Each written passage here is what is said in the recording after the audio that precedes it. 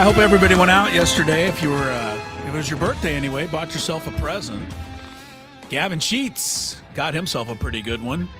And with that, we welcome you into Gwynn and Chris. Finally, a Friday edition of the program right here on San Diego's #1 sports talk station, 97.3 The Fan. Chris Ello, Matt Skraby, north of the border here, north of the San Diego-Tijuana border, I guess. Because some people might think if we're north of the border, we're in Canada. We're not there. We're at the Bill Howe Studios right here in San Diego. Tony Gwynn Jr., though, is definitely south of the border, as he and the Padres have arrived in Mexico City. Did Tony just win another Fantabulous Sports game show? I really hope not. Tony, can you hear us? He looks comfortable. Yes, I can. Okay, there we go. All right, just making sure. I was a little nervous with the international lines, but I know that Tony and the engineers worked hard this morning to make sure this worked. Tony Gwynn Jr., as you can see behind him, if you're watching on StreamYard, and or we're on StreamYard, but you're on YouTube watching, you can see that he's got his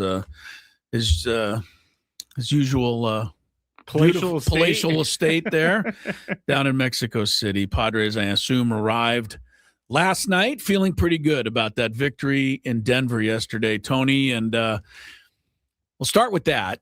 You have two. The Padres do. They have two comebacks now, victories this year with 5-run ninth innings.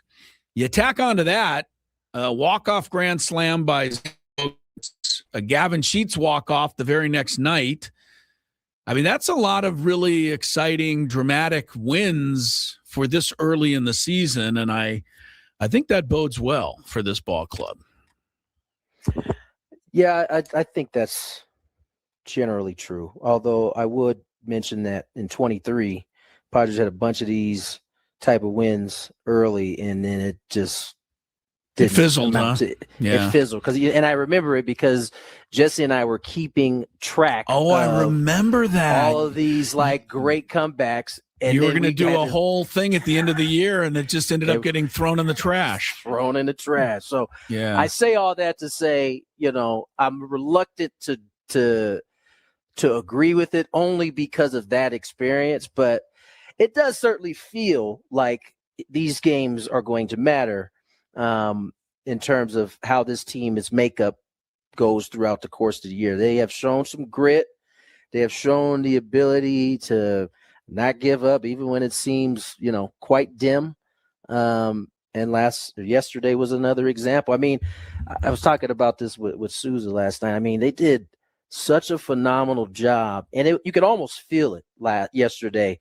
You get the walk, you get the single, you get another single, and they're just passing the ball along. Yeah. And all of a sudden, Gavin comes up and clips that slider, and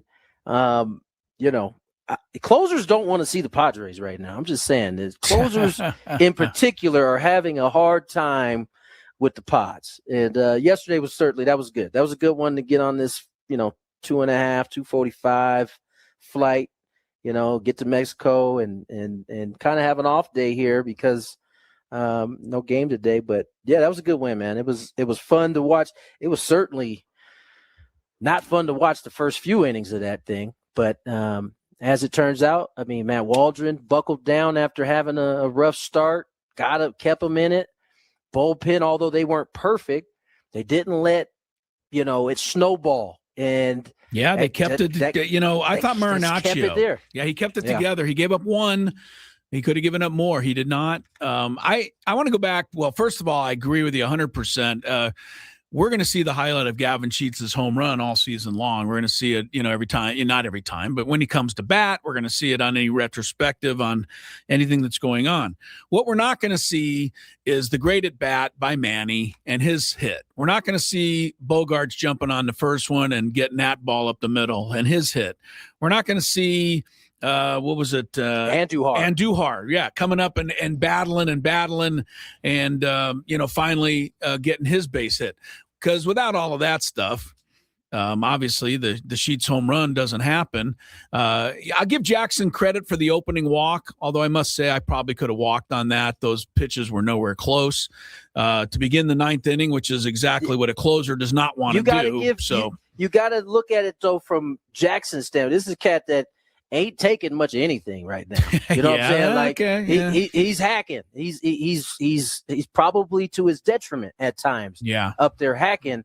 And to get into that spot there and say, you know what, I'm going to make this guy throw a strike. I'm going to wait him out. Yes, yeah, and yes, none of them were close. But considering how he has approached his at bats, pretty much all game prior to that, that was the thing that started the ball to roll down the hill. Yeah. All right. So we'll give a little extra credit to Jackson. Why not? There's helped plenty. My OBP in fantasy, so that's good. Right. It helped that. There's plenty of credit to go around. But here's the one that I wanted to get to, and I mentioned it yesterday on the notes on a scorecard. I saw a lot of tweets last night and texts and messages, and they had a similar theme. And here was the theme: hey, Matt Waldron, thanks for the effort, but don't let the door hit you on the way out. And I didn't read that until later in the evening, after I'd already said what he did yesterday was a component in that victory. And if you don't think so, understand you don't know ball. Right, there we go. So Skraby, you don't know ball. So Skraby probably didn't think it was important. No, he did. Oh wow! Because you don't know ball. Wow. Yeah, I know. It's a fun Friday, I guess. It's a fun Friday, and Skraby gets touchy on that one.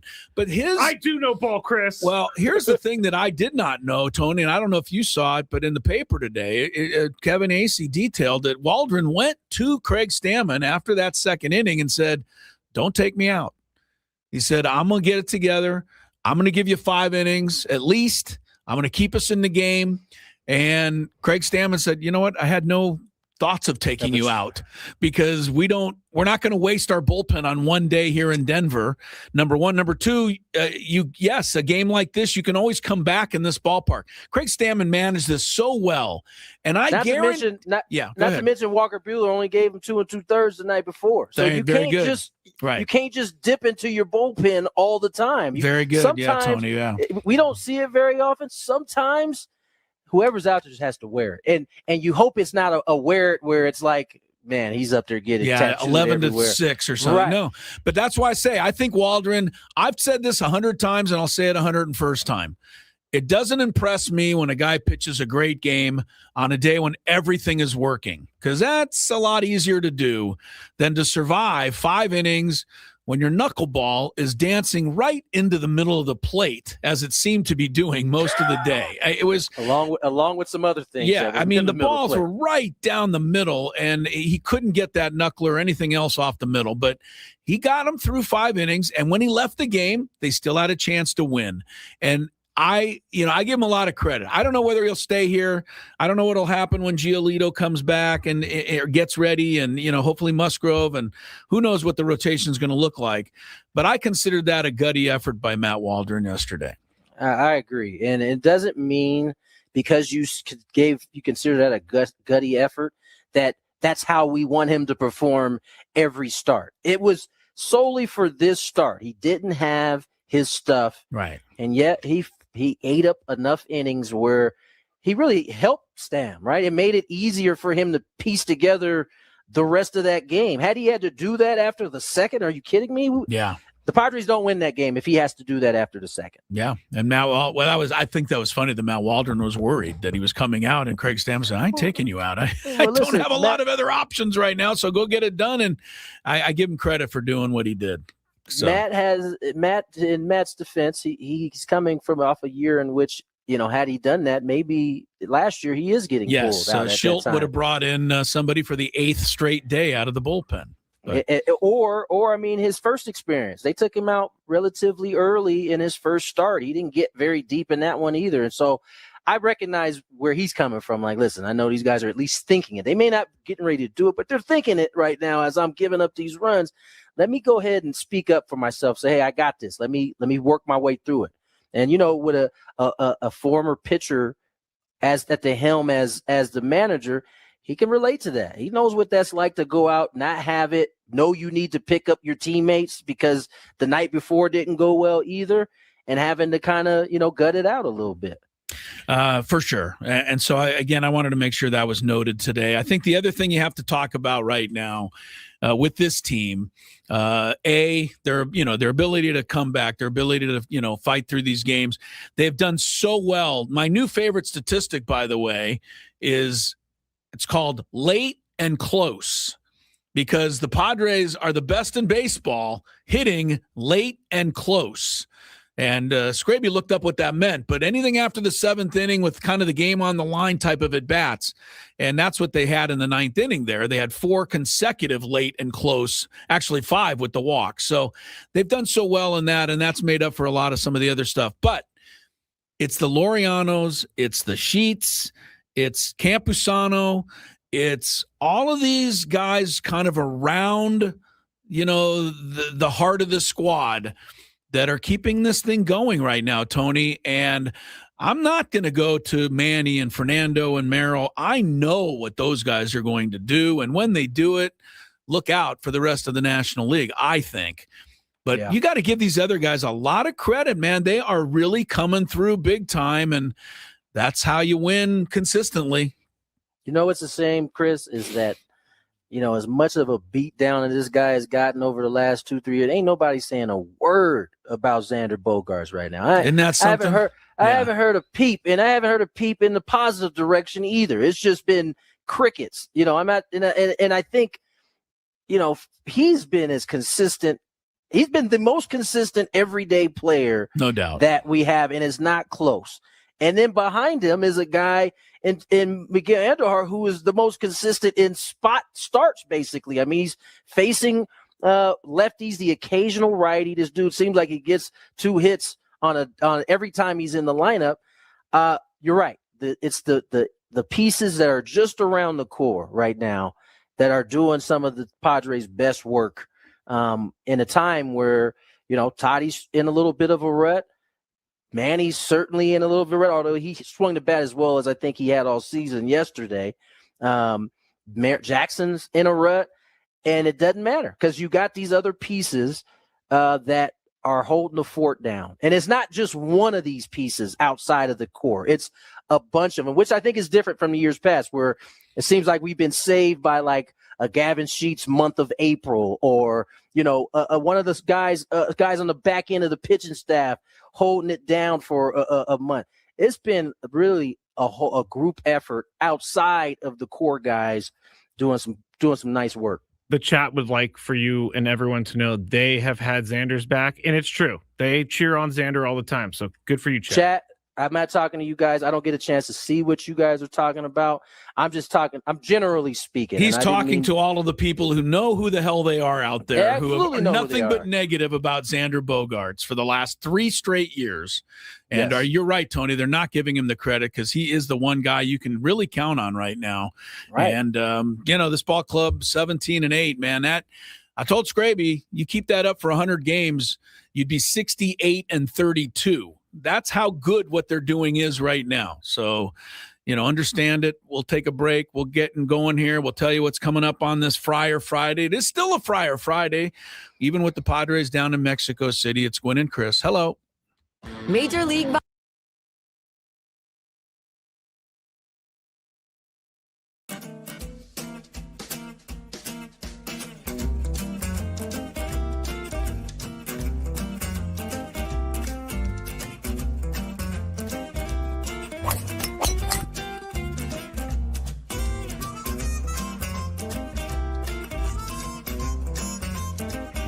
Things.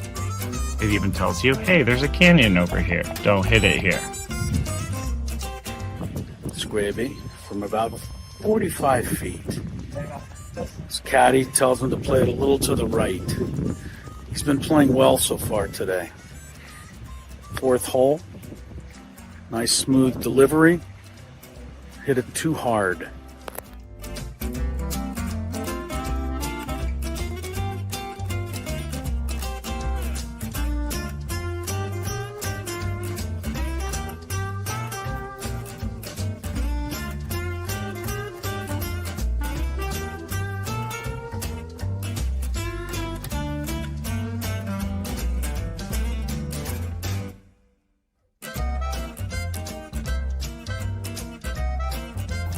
Sasquatch. So Chris says that he can't play golf, but this is the second birdie putt he's made for us. This time it was like 20 feet. Thank you very much, Craig. But once again, you're hitting some very nice shots as well. I'm not usually complimentary to you, but can't help but be complimentary. Your shot making today. With my what? Your shot making. You hit some.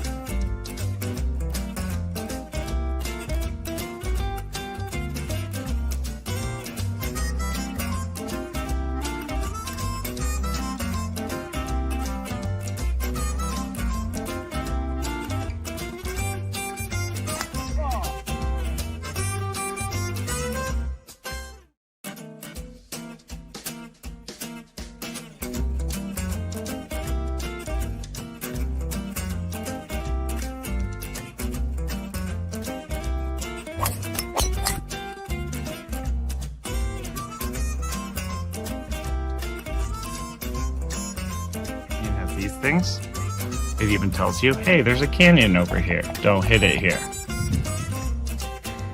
Skraby from about 45 feet. His caddy tells him to play it a little to the right. He's been playing well so far today. Fourth hole. Nice smooth delivery. Hit it too hard.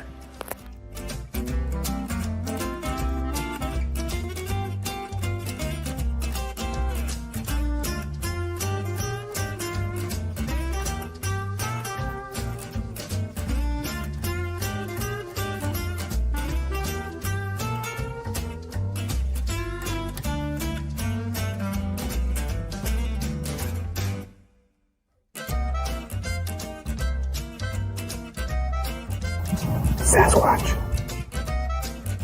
So Chris says that he can't play golf, but this is the second birdie putt he's made for us. This time it was like 20 feet. Thank you very much, Craig. But once again, you're hitting some very nice shots as well. I'm not usually complimentary to you, but can't help but be complimentary. Your shot making today. With my what? Your shot making. You hit some.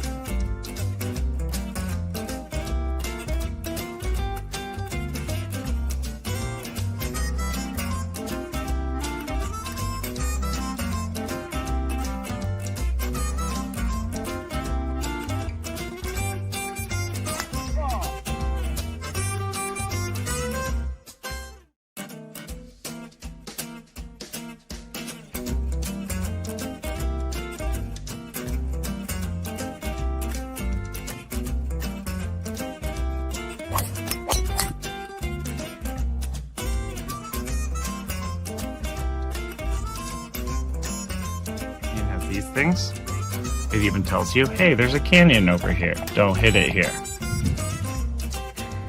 Skraby from about 45 feet. His caddy tells him to play it a little to the right. He's been playing well so far today. Fourth hole. Nice smooth delivery. Hit it too hard.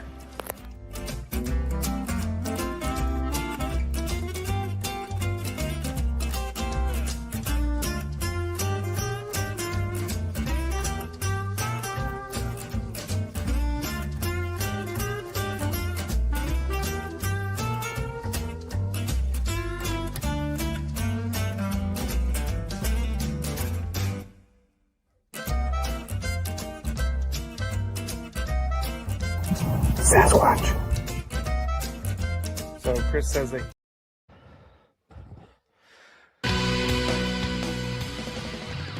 Gwynn and Chris, Tony Gwynn Jr., Chris Ello, Matt Skraby. Friday, even though no Padre game. Weird day to take off, but we're also in international kind of how was land the here, so I guess. How was the welcome for the Padres? Was there one? Was there a little, like a mariachi band? Did they have some rolled tacos and guacamole laid out for you guys? Was there any fanfare at all? What? No, it was all business. All business. They had, okay. Yeah, it was all business. They had, like kind of a path carved out with TSA, or I should say not TSA, immigration, agents kind of like, don't go outside these lines. So we all kind of got off the plane. And your boy was the second to last one to go through his customs check. All right. And I know where this is going. Why do I think Dave Marcus was the only one behind you? No, he wasn't. Okay. He wasn't. Matt Thompson was our photographer with the team. Takes all those great pictures you guys see on Instagram. Okay. He and I were stopped for our equipment. The tie line seemingly had these folks in a frizzy. They don't like the tie line down there. The tie line, they opened it, they checked it, they kept it. We were there for like an extra 25, 30 minutes. The bus is waiting on us. Oh boy! And that's a great feeling, isn't it, Tony? When you're sitting there holding everybody up, it's a wonderful feeling. Holding the whole. I mean, because it's not just the normal 3 buses that we have. It's 5 buses out here because families are here. We got the execs here. And somebody invariably goes, "Hey, what are we waiting on?" And somebody else goes, "Tony Gwynn Jr. waiting on him." 100%. Yeah, 100%. So that was all that great, and then of course, as I'm fixed getting the tie line set, my man Bill is wearing me out because I didn't get like a letter that I'm supposed to have in order to travel with the tie line. Tony, he wore me out in the studio explaining it as well. And I was already, I didn't get a whole lot of sleep last night, so I was like, "Is this what we're gonna spend our time doing? Is you roasting me because I didn't have a piece of paper that I was supposed to know about?" He goes, Tony, next time someone broadcasts internationally, you need to let us know because we need to declare it. We need to put papers together. But I brought this stuff. Well, and I'll do with all fairness to Tony, I brought similar equipment with me to Cancun. Yep, that's right. Last year with the women's basketball team. And you had to bribe them almost. No, I did not. I was not stopped at all. I went straight through. It was the medical people, the trainer, the athletic trainer, and the strength coach who got stopped for their equipment and whatever it was that, they do some of that stuff. And if I recall, I believe the federales held up the whole party for a cash payment before they would let us through. Okay. It was one of those, Mexico things. Little shakedown there. Shakedown. It was a shakedown. Listen, as I was saying, I think that, and I was later, somebody had mentioned this. I think, they wanted to, they want to make sure we know, hey, you coming into our spot, be respectful. They flexed on us a little bit. We can hold this thing up as long as we want, really. Flexed on you a little bit. Because when it was all said and done, they just handed me the stuff and I got on the bus. There was nothing wrong with it at all. Yeah. There was nothing wrong. Absolutely not. That was how the night started. But got up today, went down, had some lunch with Jesse and Mudcat. Guys went and had a lot of players had some duties today with the camps that they are holding down here, that seemed like it went well.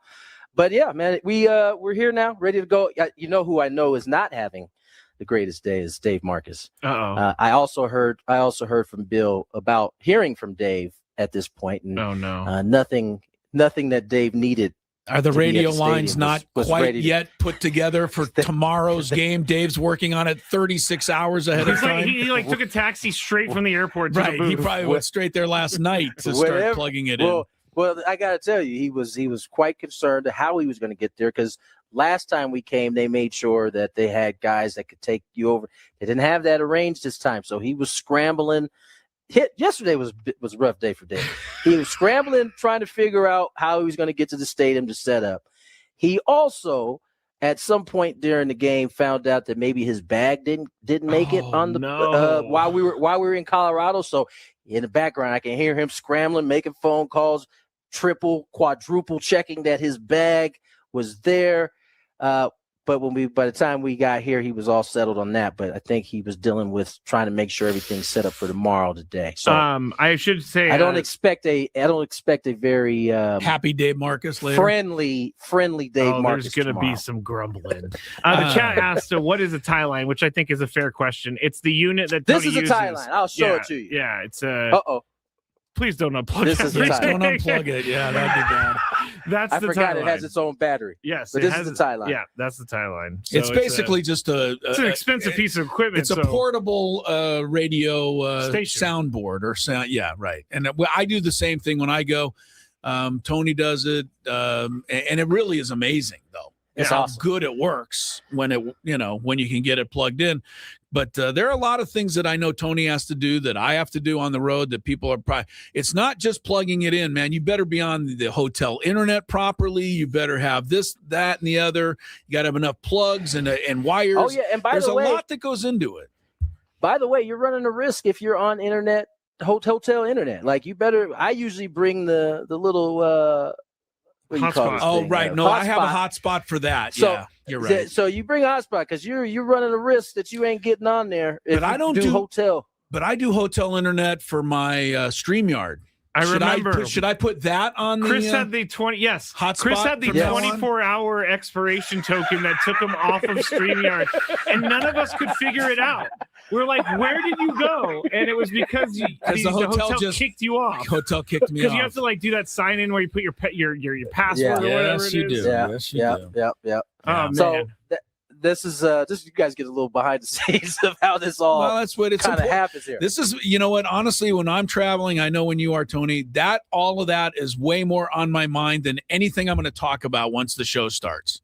I'm worried 100%. about getting plugged in because if I don't do it correctly, Skraby's going to, go on a long diatribe about how I don't know anything. Skraby can get like Dave when things ain't quite going right. Well, it's like you set everything up the same, and then it doesn't work.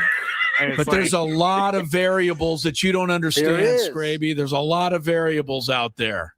There are some variables. It's funny. I don't worry about what to say. If it was a Skraby show, I wouldn't worry about what to say on the show. I wouldn't worry about the connection. I would be worried about what to say on the show. No, I'm not. Yeah. I'm the opposite. That's the least of our concern. Yeah, the show is not my concern. Getting on the show is my concern when I'm on one of those trips. Fair enough.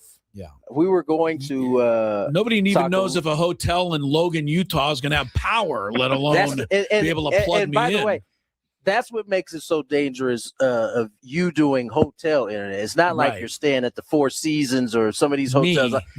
You're staying in a little bit, it's a little bit rougher. Just sign on to the Wi-Fi that said Brad's Wi-Fi. Here's the password. It's dangerous. It's funny because it's true. Yeah. It's funny because it's true. Have you guys ever been on your Wi-Fi in your neighborhood looking at all the weird names of your Wi-Fis? No. Oh, definitely have seen some of the weird names in my neighborhood in terms of what they call their Wi-Fi. One of the Wi-Fis in my neighborhood is called Hide Your Wi-Fi. Like hide your wife, but hide your Wi-Fi. That's funny. All right, let's get to break. Where are we going on the other side? Jake Zivin of Apple TV will join us. Sounds like a soccer thing. SDFC in a little bit of a rut right now. Yeah, we got to get him out of soccer. Yeah, talk some soccer on the other side. We're going to Chris. Ben and Woods on the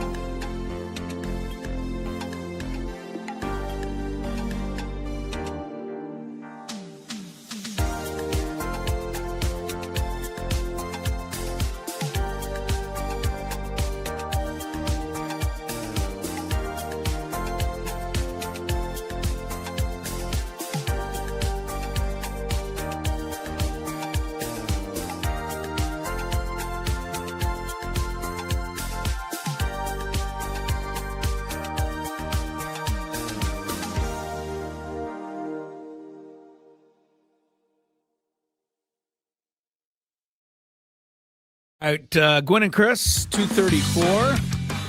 Finally, a Friar Friday. And along with the Friar Friday, we will have our interview that we did Wednesday, on Friar Wednesday, with Jason Adam. If you missed it, we'll play it for you a little bit later on. Padres, of course, are down in Mexico City with Tony Gwynn Jr. down there. Got his tie line through the Federales, and he's ready for action down there.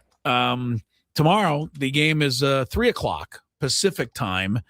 If you're wondering, Skraby and I will actually be out making an appearance from 2:30 to 4:30 at Mavericks Beach Club in Pacific Beach. And we'll tell you a little bit more about that as we go along. But we'll be there from 2:30 to 4:30. That's 860 Garnett Avenue in Pacific Beach. I'll give you some more details as we go along, but wanted to remind everybody to spend a little time with us watching some Padre baseball tomorrow. We have Jake Zivin from MLS, Apple TV, coming on to talk about the slump that SDFC finds itself in. 4 consecutive losses and 7 straight matches without a win. That we did not see coming after the way the season started. So we'll talk with him about that. Also later on, we have to get to Chris Johnson becoming a Dolphin from San Diego State, the first-round draft choice. First of all, congrats to him. It's a hell of an honor. He's the first. Congrats to you, Chris. Congrats to you. Congrats to me. Okay, he's the first number 1 pick defensive player from San Diego State in like 50 years. We've had some other guys, right? Rashad Penny, first round, some offensive players, but great for Chris Johnson. We had him on the one time during the season, and we were impressed. What I recall liking about the guy was that we asked him about how he covered receivers and what his strategy was and thing, and he goes, I cover him before the game ever starts. It's all film and preparation and looking for little tricks of the trade. Well, that's high level and important stuff to do. I mean, he's obviously puts the work in, is what I'm saying. So, yeah, that's not an answer you get often. Right. Especially from a really young guy like Chris. But yeah, exactly. I'm sure that's something that stood out when he had his meetings with these teams. That at first round, that's a big deal, man. First round cornerback. Yeah.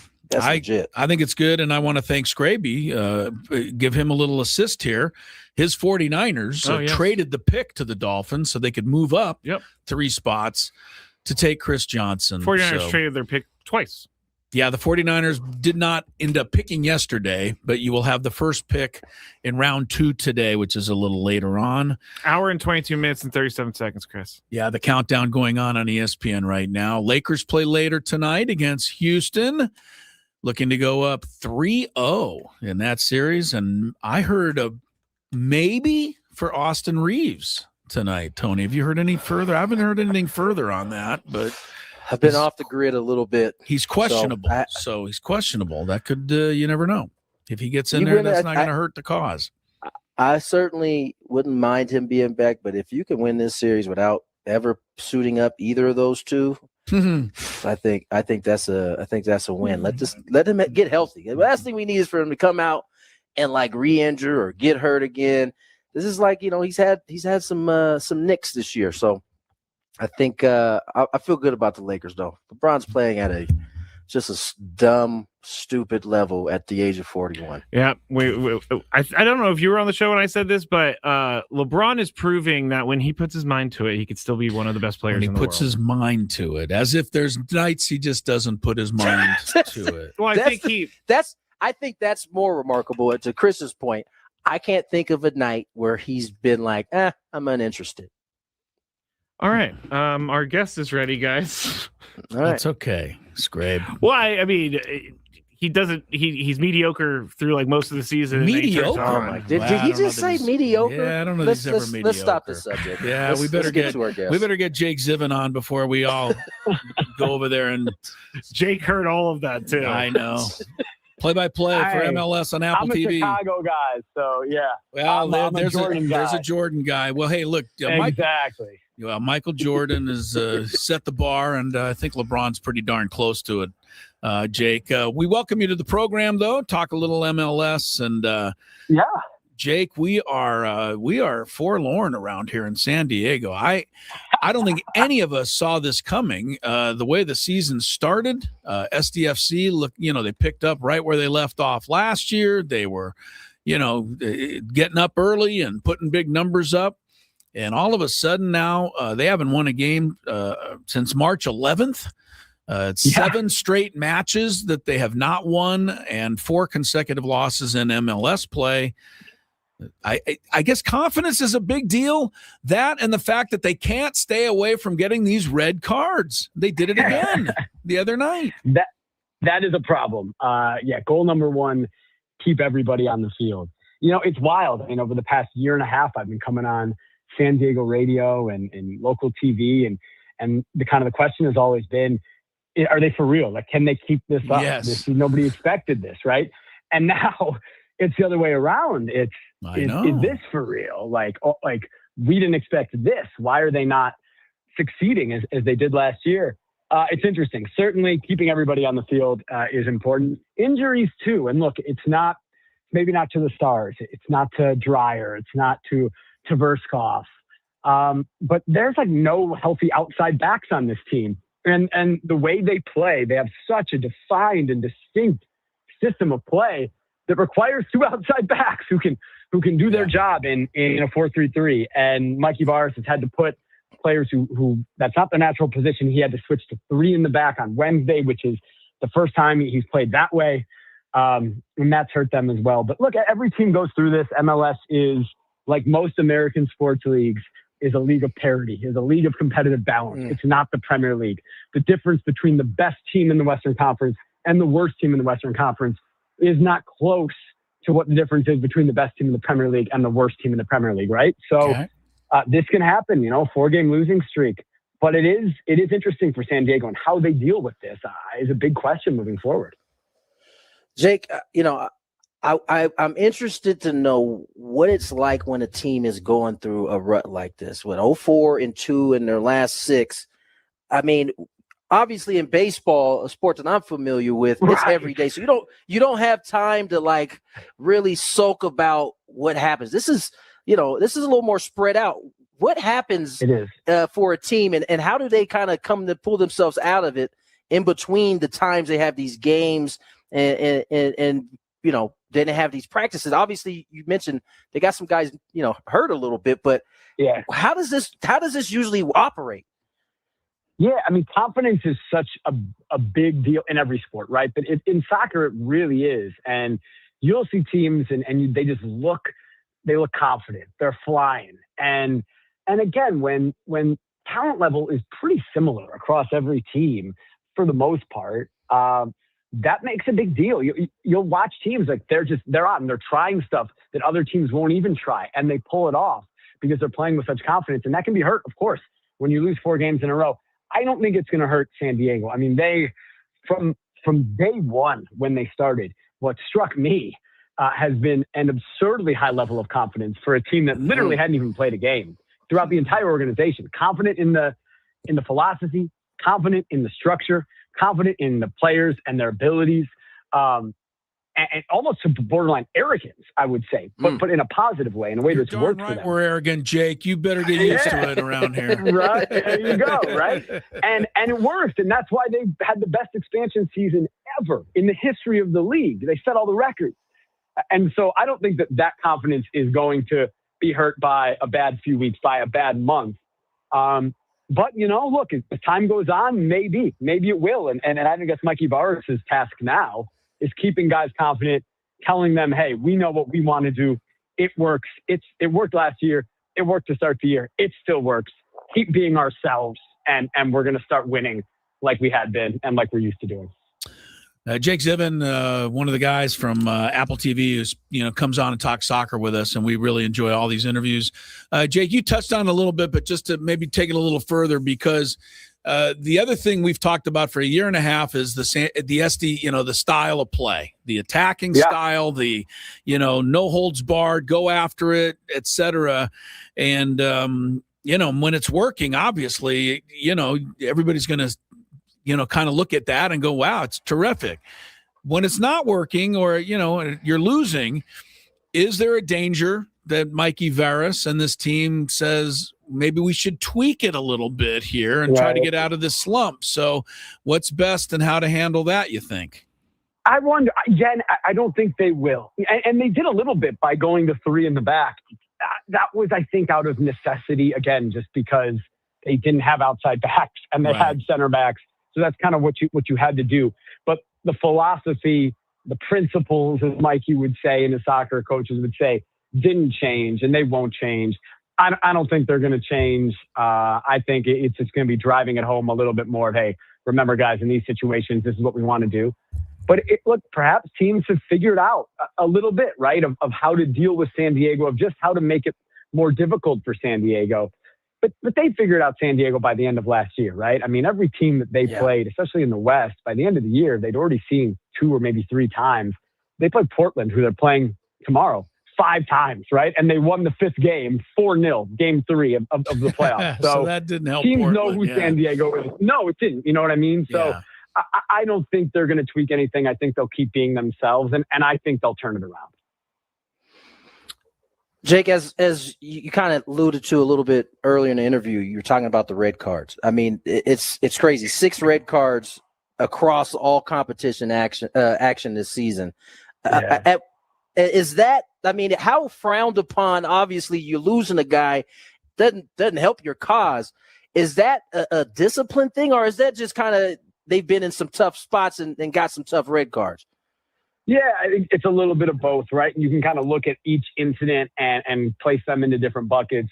I asked Mikey Varys about it today. We had our broadcast call with Mikey, and he was more in the camp of like, these are isolated incidents, almost unlucky. On Wednesday night, Amal Pellegrino is trying to bring the ball down with his foot. And now look, when you reach your foot up that high, it's like a high stick in hockey. When you reach it way above your head, you run the risk of somebody running into it. He's not trying to kick the guy in the face. He's trying to bring the ball down, but the opponent's trying to head the ball, and it ends up being cleats to face. The guy is bleeding, or at least he's cut up, and it's a red card like that. And Mikey said, it's a red card. It's the right call. You mean the guy couldn't get up? I mean, malicious. Come on. What's the matter with these guys? Hey, sometimes in soccer, you see you're like they're flopping. When you get kicked in the face with metal cleats, all right, maybe you need a second. Right? But so, you know what I mean? Like that's almost, it's not ill intent. There's no malicious intent there. It's not a player doing something necessarily reckless, but you maybe have to just be a little smarter and don't try that in that moment. So yeah, look, they'll look at he'll tell you 2 of them he didn't agree with the decision, but still, you can't run the risk of putting yourself into the situations of letting the referee make that decision. And they're doing it too much. Like you said, it's every other game there's a red card. That's unsustainable. Nobody, even though they beat Toluca down 2 men, which was incredible in the home game in leg 1, that's not sustainable, and that's not going to happen. All right, Portland coming up. What do they do? Yeah. What do you expect? How are we going to get? Is this the one we break out? Because we did own Portland last year a little bit. You did. Yeah. I mean, they should, right? I mean, San Diego should look at this game and say, this is our turnaround game. This is our game to jumpstart things. But Portland's going to look at San Diego the same way. Portland also only has 2 wins on the season. They're not off to a great start, and they haven't had to juggle different competitions. They have had some injuries that they've had to deal with. And so they'll look at a San Diego team that's lost 4 in a row and say, this is our chance. We need to get some points. We need to jumpstart our season. But for sure, San Diego will look at Portland, a team below them in the table, a team that they beat, I think, 3 times last year and drew 2 games. One of them, they lost some penalties up in Portland, but that they handled pretty well last year. And they'll say, all right, this is our time to turn things around. Timbers are similar to the team last year. There are a few new pieces, but they're trying to figure out how it all fits together this year as well. So for San Diego, I think, this is the opportunity, and they've got to come in there expecting to win this game and to turn things around. Just so you know, Jake, this show especially, we are not front runners. we will have you guys on through thick and thin. There no you matter go. what happens this season. This right? is new territory for San Diego FC. Little new territory for us, but we're going to negotiate it because if any city knows about losing in the end, unfortunately, that's true. Unfortunately, that if the shoe fits, wear it. So Hey, you guys are in a decent spot right now. I mean, I'm not a huge baseball guy, but it's early in the season. But last year was a great baseball season for the good. Padres, Yes. Baseball's right? good. And San Diego FC. So we're right, not, and we got good weather, so we got nothing to complain exactly. about. Yeah, that's that the part. problem. You have good weather, so who cares if the teams aren't doing well, right? Just go to the beach. Jake, thanks so much for the time, man. Anytime. All right. MLS on Apple TV. You can watch the matches. If you have Apple TV, just go right there. There's no more firewall to get you to the game. So watch SDFC. That was spoken like a true Chicagoan right there. Yes, I know. Right. He knows when you mention weather, those Chicago. As soon as you know. mentioned weather, he was like, exactly. That's the problem. Oh, man. I mean, that is a problem because we really do forget about our sports teams when they're not playing well. We will have amnesia quick. Like, who are the Padres? Who are they? I mean, it's been, I feel like this year, I don't feel like the same, obviously, with the record and everything, but I don't feel like the same excitement is there. Like, even at the beginning of the year. Only saying that because they lost the last. Yeah, I agree. Or they haven't won a game in 6 games. I agree. I mean, last year, it was just it was glory the entire time. So, I think they're going to be glory. Yeah. It was a great way to describe it. It was just, like angels were singing the whole year for that team. It was. I mean, you're right about that. They're not doing that this year, at least not right now, but it's when you say it's a long season for baseball, that to me is just a saying. When you say it's a long season for soccer, it's true.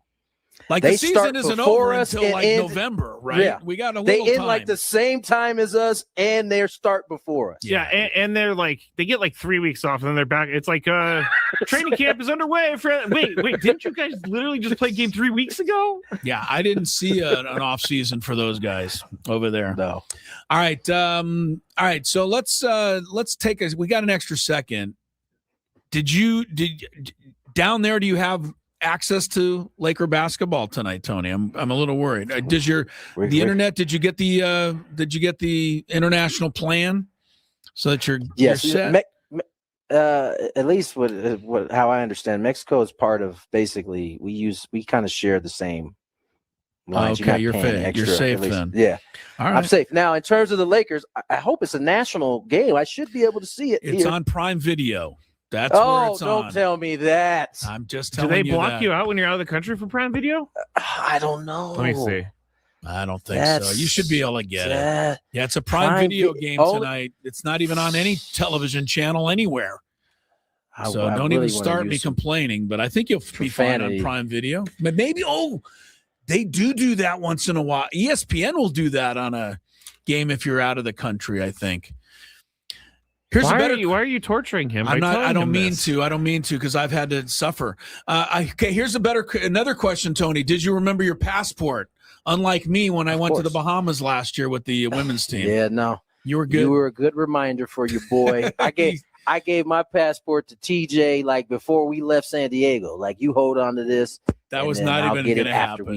By the way, I found a website that was in Spanish, so I think I'm in a good spot. And it looks like Prime Video does work in Mexico. It does. I got it up right now. Nice. It does. It didn't block me like Hulu did. Hulu was like, you can't look at us, basically. And so now I'll be ready. I was trying to watch The Rookie. Last night. I was trying to catch up on my episodes. Oh no, not that Rookie. No. This is a TV show. Yeah. I was thinking. I was trying to get on, and it was basically like, nah, bro, you are not in the United States. I've had that pop up before, so I'm glad it's not popping up for your Laker game tonight, Tony. Concerned about you. Yes, me too. Concerned about. I was concerned after you said it. Yeah, I sorry to bring it up. Now that it turned out you were safe. There are many people in the chat saying. I thought I got. Go ahead, Tony. I thought I got disconnected because you took so long to answer that for a second. We are experiencing a small delay. It's not. No, that's terrible, not it. Though. No, I actually just couldn't think of something good to say there. Oh, it took a moment. All right, thanks for being honest. Being honest, yeah. I mean, I had no retort. Did you know that? I'm looking at this right now. Did you know Prime has a San Jose State Air Force baseball game on right now? What? They have had some crazy games on this year. I saw UCSD play USD on Prime one night. They show a bunch of college baseball. They do. That's crazy. That is crazy. Who needs to watch that game? Sorry. Well, parents of kids that go to San Jose State. I think I might have to reboot because you guys are like cutting out and slowing down. So I might have to reboot. Okay. All right, Tony will reboot. We'll get set for hour number 2 of Gwynn and Chris.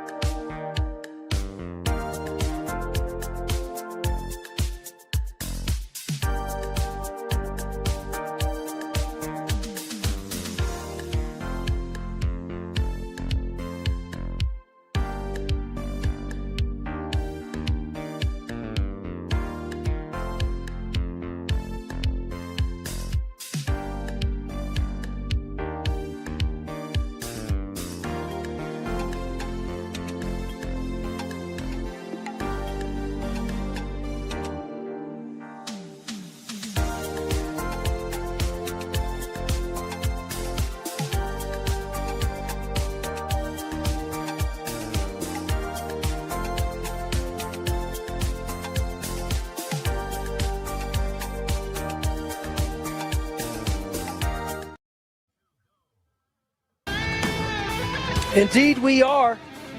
And I hope I'm a little bit more on point, not as delayed. 3 o'clock hour. What? Sounds strong. No, I was just As soon as you said that, I was like, wait, am I not hearing something right? Well, hey, it happens when you're on the road, man. You're at the mercy of everything. So I thought I'd make him sweat for a second there. I saw a great... You guys playing reindeer games, huh? I see. Sorry about that, man. Sorry about it. I can't do that to my guy. Are we doing a little daily gambit today? Yeah, we'll get to some gambit here. I wanted to bring up something. I saw, is this the craziest tweet of the day? Somebody... Is it real? No. Well, yes, it's a real tweet, but it's from somebody who's pretending to know something, but I'm sure they don't know anything. Okay. It said trending. Oh, no. I know who you're talking about, I think. I don't know who it was. They said trending, the Padres are interested in acquiring Yordan Alvarez from the Astros just to shore up their, give themselves that one big bat they really need. I'm going to look this up right now. Wouldn't that be nice? That would be, but it's not true. Yeah, I don't think it's true. Yeah, I don't know. In fact, I know it's not true. What are you going to have to give up to get Yordan? Well, the funny thing is the person who posted this said, the Astros really need some help in their minor league system. And I'm like, the Padres don't lead the league in minor league prospects. Okay, they've traded them all away. It's Zachary Reimer from Bleacher Report. Okay. I've actually heard of this guy, before. So you're telling me a whole article about who the best teams are for him. For who, Alvarez? Yeah. Oh, this is one of those articles. Best team for him, huh? Best fit. Yeah. How realistic is it? You know what the best fit for Alvarez right now is the Astros. The season it's still April. Are we giving up the season if you're the Astros? So this writer said that Ethan Salas could be a good one in that trade. Mm-hmm. Okay. Ethan's going to have to build his stock up immensely. Yeah, I think this guy's grasping at straws. I mean, all we're asking for right now, if we make that trade, is the major league leader in home runs, RBIs, and OPS. Other than that, he hasn't done a whole lot. Oh, yeah, that's cheap. You can get him on a discount. Yeah. And by the way, I wonder why he's a fit with those numbers right there. Like, come on. He'd be a fit for any team. Excuse me. Excuse me. Oh, man. Excuse me. We talked a little Lakers. I don't really. I'm out of it. Sorry, guys. Yeah, I get you, man. I'm out of the sports world right now. Well, we do need to get your opinion on Dalton Rushing, and we do need to get your opinion at some point. We have to Mike talk Vrabel. about the Vrabel thing. Yeah. Tony sent us something today that I just I want to. I hope you can direct people to this young lady's Instagram post that you sent to us, Tony.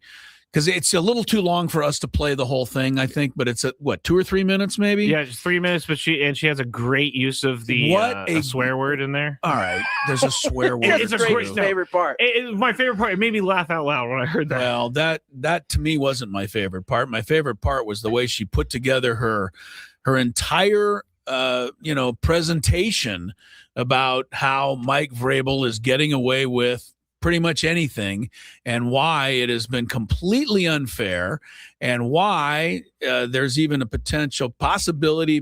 I don't want to see, did she play the race card or not? She played it. If she did, she played it very, very in the right way. It wasn't.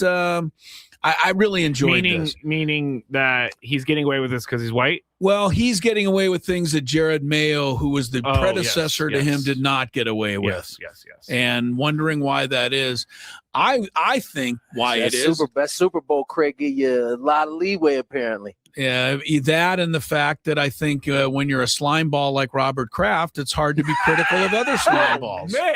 Sorry. Hey, wow. The truth sorry, the free. Yeah. I mean, where would Robert Kraft spend all of his time? Please. I mean, it would be kind of tough to call Vrabel into the office and be like, hey, man, you gotta clean it up. Dude, I invited you down to the massage parlor with me and you wouldn't go, but you do this, I got to get rid of you.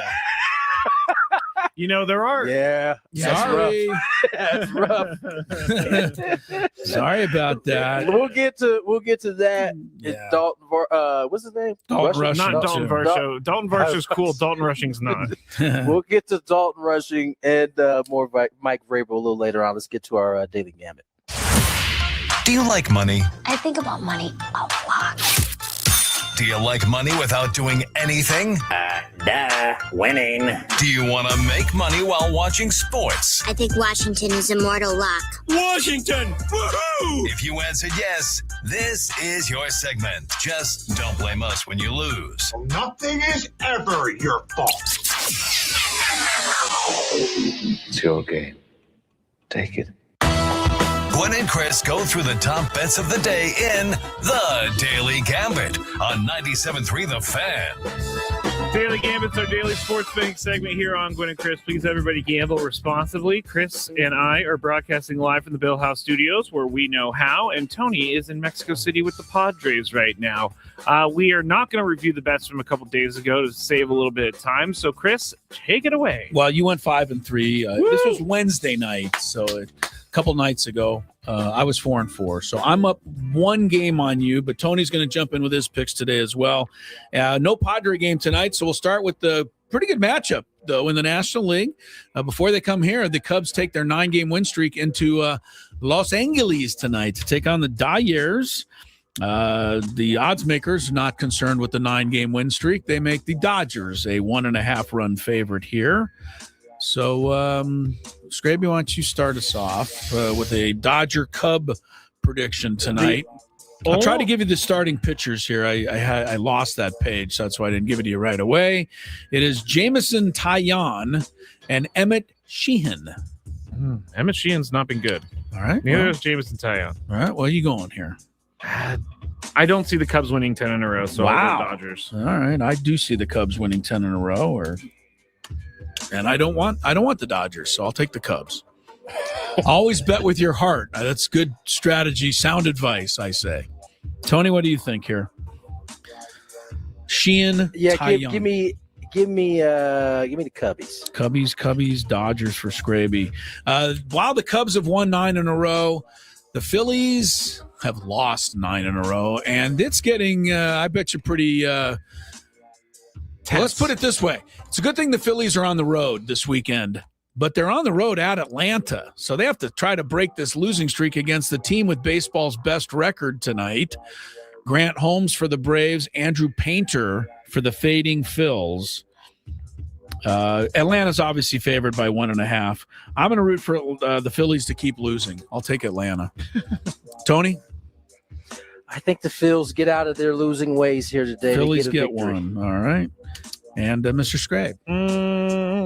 The reason I'm going to do this is because I don't think they lose 10 in a row, so I'm going to go Phillies. Phillies. So you say that both of the long streaks come to an end tonight. Cubs 9 win streak, Phillies 9 loss streak, both ending according to you. By the way, I don't know how long Rob Thompson makes it in Philadelphia. I mentioned this yesterday, Tony, but people are saying in Philadelphia that the new owner of the Phillies, and it's not a name I was familiar with, James Littleton or something like that. Anyway, I don't think he's new. I think he's just a son. Okay. Middleton. But apparently he has no patience whatsoever. I saw yesterday he said that he's going nowhere right now. Yes, that's usually the first step out the door. So we'll see. A dreaded vote of confidence. The vote of confidence. We'll see if it lasts for Rob Thompson. I don't know. There. John Middleton's picture makes it seem like he should have, maybe done something better with his hair. Maybe been a little patient with his hair, okay? Sorry. Well, it's easy for you to say. You have a full head of hair. People like me and Tony can't be critical of other people's hair. It's just everywhere. Have you ever seen the old English Prime Minister, like Boris, whatever?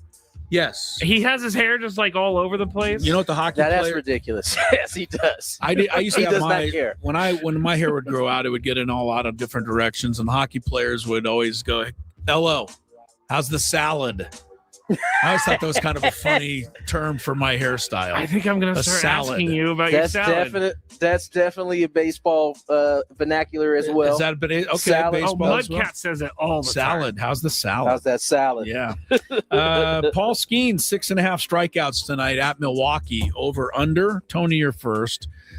Book it. Book it, says Tony. Over. Skrabe? Yeah, I book it. Book it. I'm going to say under just because I think Milwaukee, they're home. They'll get them. They'll get him out of the game a little earlier.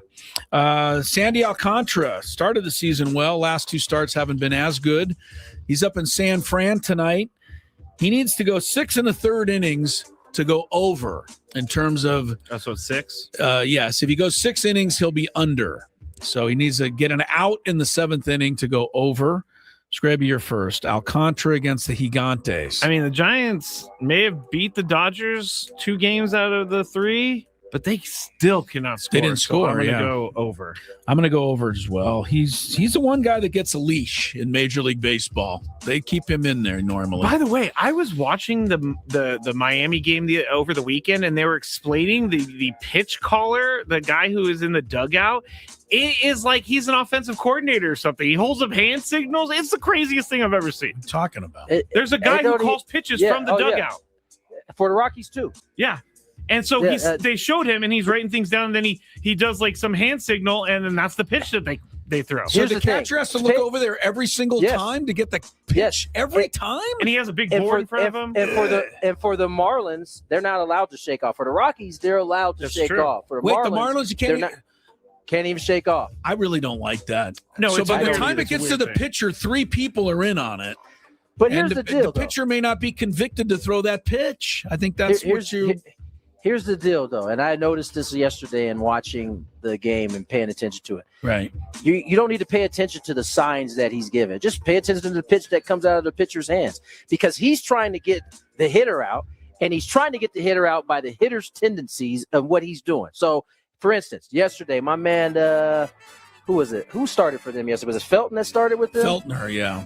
Yeah, he Feltner, and then Agnos came in. Agnos came in. When he came in, anytime there was a runner in scoring position, it was very unlikely you were getting a fastball. And that might seem kind of obvious, but when you're watching it in real time, I mean, you could. I was thinking along with him as he was with the pitching coach as he was giving these signs.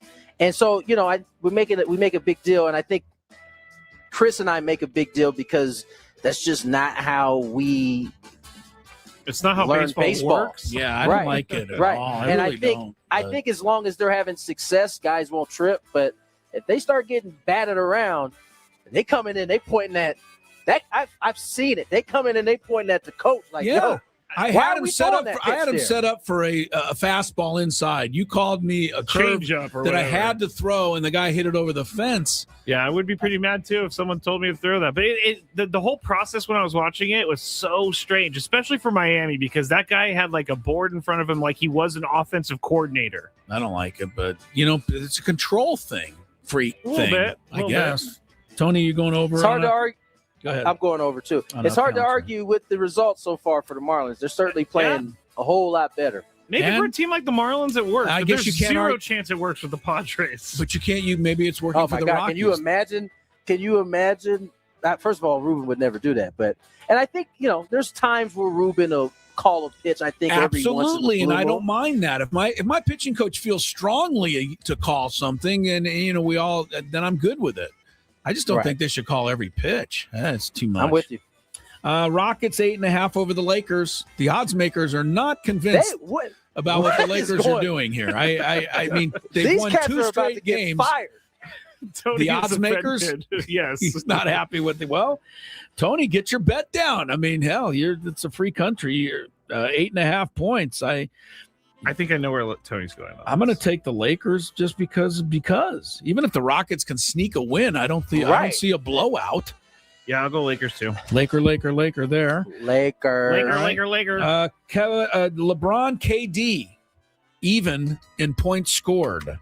Tony, you're first here. So who scores more? Who scores more points, KD or LeBron? Tony. Obviously, you're probably going to favor LeBron, I think it has to be LeBron in Houston tonight. In Houston, okay. Well, when he really puts his mind to it, he can do some great things. So I'm going to say LeBron. I love your breakdown of LeBron. I'm going to go KD because I just look. Marcus Smart got the best of him the other night, and great players like KD, you don't get the best of them back to back too often. I think he's going to bounce back with a big scoring night. May not win the game. All right, finally, we've got San Antonio 3.5 at Portland. Now, I don't think Wembanyama's playing here. He traveled with the team, but he's still protocol, in concussion protocol. I believe. They list him, though, on the odds in terms of, over under for points, but I don't think he can. Everything they can't I've just read willy-nilly. He's going to be out for a while. Yeah, they just can't willy-nilly put him in. He's got to practice. Did you see how hard he hit the ground? Yeah, that's what I'm saying. And then he like you just said, I'm going to sleep. Like he just was like, He did. So I'm going to take Portland plus the points. I think they're good enough to win with Wembanyama not playing. Anyway, Tony agrees. Skrabe? I do, yeah. Just to be a contrarian. You'll take the Spurs. Yeah. All right, that's our picks. We have a minute left, and I got to ask Tony about this because I believe his team is about to jump into this arena. They're not in it yet, but the complaints are growing louder by the minute, Tony, about the favor being shown SGA and the OKC Thunder. And I know that in general, we like to think, okay, look, he's a star player. Michael Jordan got star players. OKC's a great team. Is Dylan the villain really to be believed? Devin Booker complained about a technical foul that he says Alex Caruso called. Which he should have. Okay, so I'm agreeing with that one too. Okay, but I'm going to give you an answer on the other side because we got to get to a break. My question is if the Lakers play these guys, I want to see how you're kind of looking at it because I think it's easier if you're watching somebody else's team play OKC. But when your own team's playing them, it'll be interesting, and the Lakers could certainly match up. That's taking a break, which you should take the break. Sorry, but let's take a break. Before Gwynn and Chris on the other side. I actually got in trouble once when I worked at the bank for looking up a celebrity, and it was totally wrong on my part. Totally wrong. Looking up their account number? Just I searched their name in the account system. And Skraby, what is wrong with you? I was like 19. You'd be better off. You'd be better off admitting that you wore your underwear inside out. Frankly, this guy is just searching up people's accounts. It only happened that one time because I got caught. How did you get caught? The account was flagged, and anybody taking a look at it gets logged, and so I got called into the boss's office like 3 days later. What did that come? I'm sorry, I gotta ask, but nobody's supposed to be doing this preview. What did that conversation? How did it go? Well, why were you looking up Paris Hilton? Is that who it was? I can neither confirm nor deny.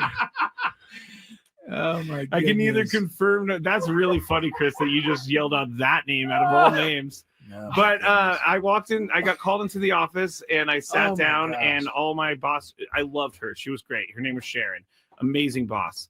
She just slid the piece of paper in front of me. You knew. Said, "Did you visit this account?" And I looked. Yeah.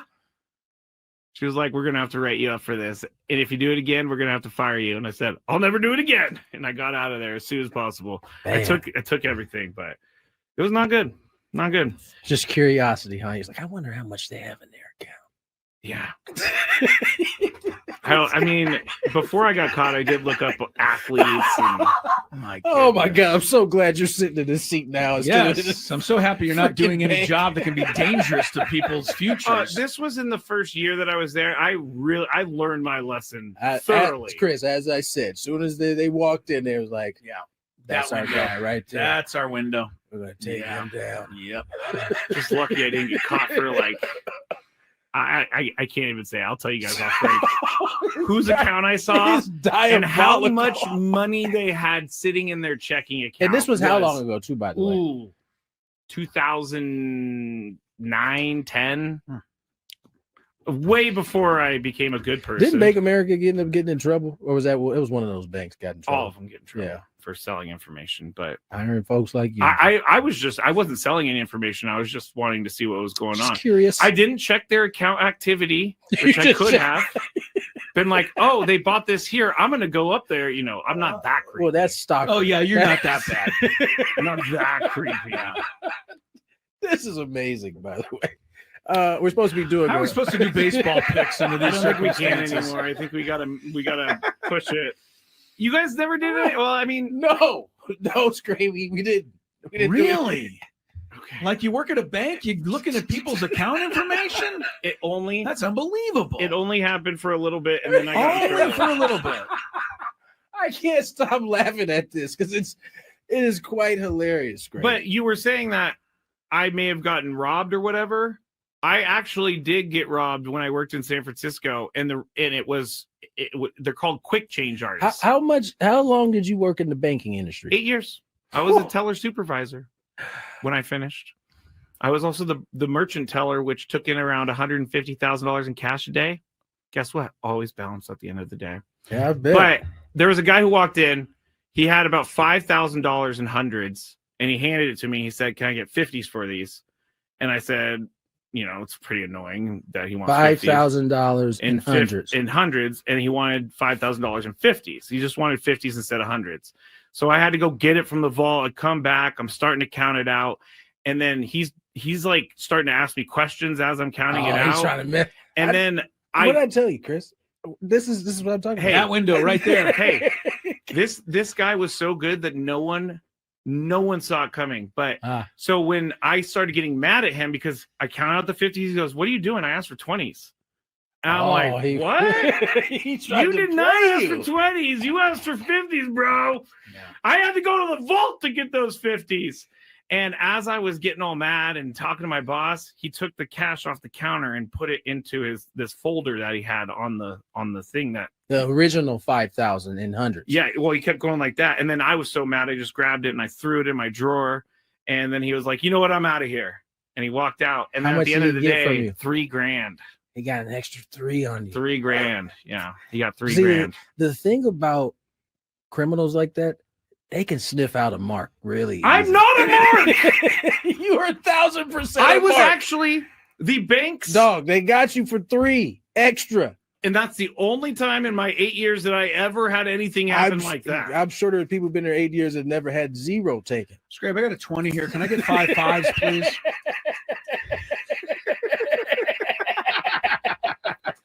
I hate you guys. Let's get to that was one of the worst moments of my life, but you know what? It taught me a lot. Never trust anyone ever again. You know what? You definitely have learned because you don't trust very many people. I don't trust anyone anymore. I actually got in trouble once when I worked at the bank for looking up a celebrity, and it was totally wrong on my part. Totally wrong. Looking up their account number? Just I searched their name in the account system. And Skraby, what is wrong with you? I was like 19. You'd be better off. You'd be better off admitting that you wore your underwear inside out. Frankly, when he's in Mexico City with the Padres, ball game tomorrow, 3:00. German Marquez and the Milkman. Yes, I finally figured out why they nicknamed him that. Took longer than it should have. Why? For the people that don't know. Because his last name's Gallon. Get it? Hold on. Yeah. Well, I didn't make it up. I'm just it's not his joke. Yeah, don't kill the messenger. Michael King. You say it a lot, so it might as well be your joke. Stop it. Michael King pitches Sunday against Ryan Nelson. Cubs will come to town Monday night. All right. So Tony. Hey, by the way, real quick, it is that whole little kind of back and forth just reminded me of it. Mm-hmm. Oftentimes, today, for instance, there's a lot of Padre fans here sitting with Mud and Jesse, and the gentleman a big Padre fan came up and said, "Hey, take it easy on Skraby." But then, he clearly isn't listening to this part of the show. Yeah, right. Where Skraby is ribbing him a little bit. And that is why Chris goes and I at times go hard in the paint. I am Mr. Skraby. A beautiful angel at all times. I've been called a cherub before. And as soon as you turn away, your horns come out of your head.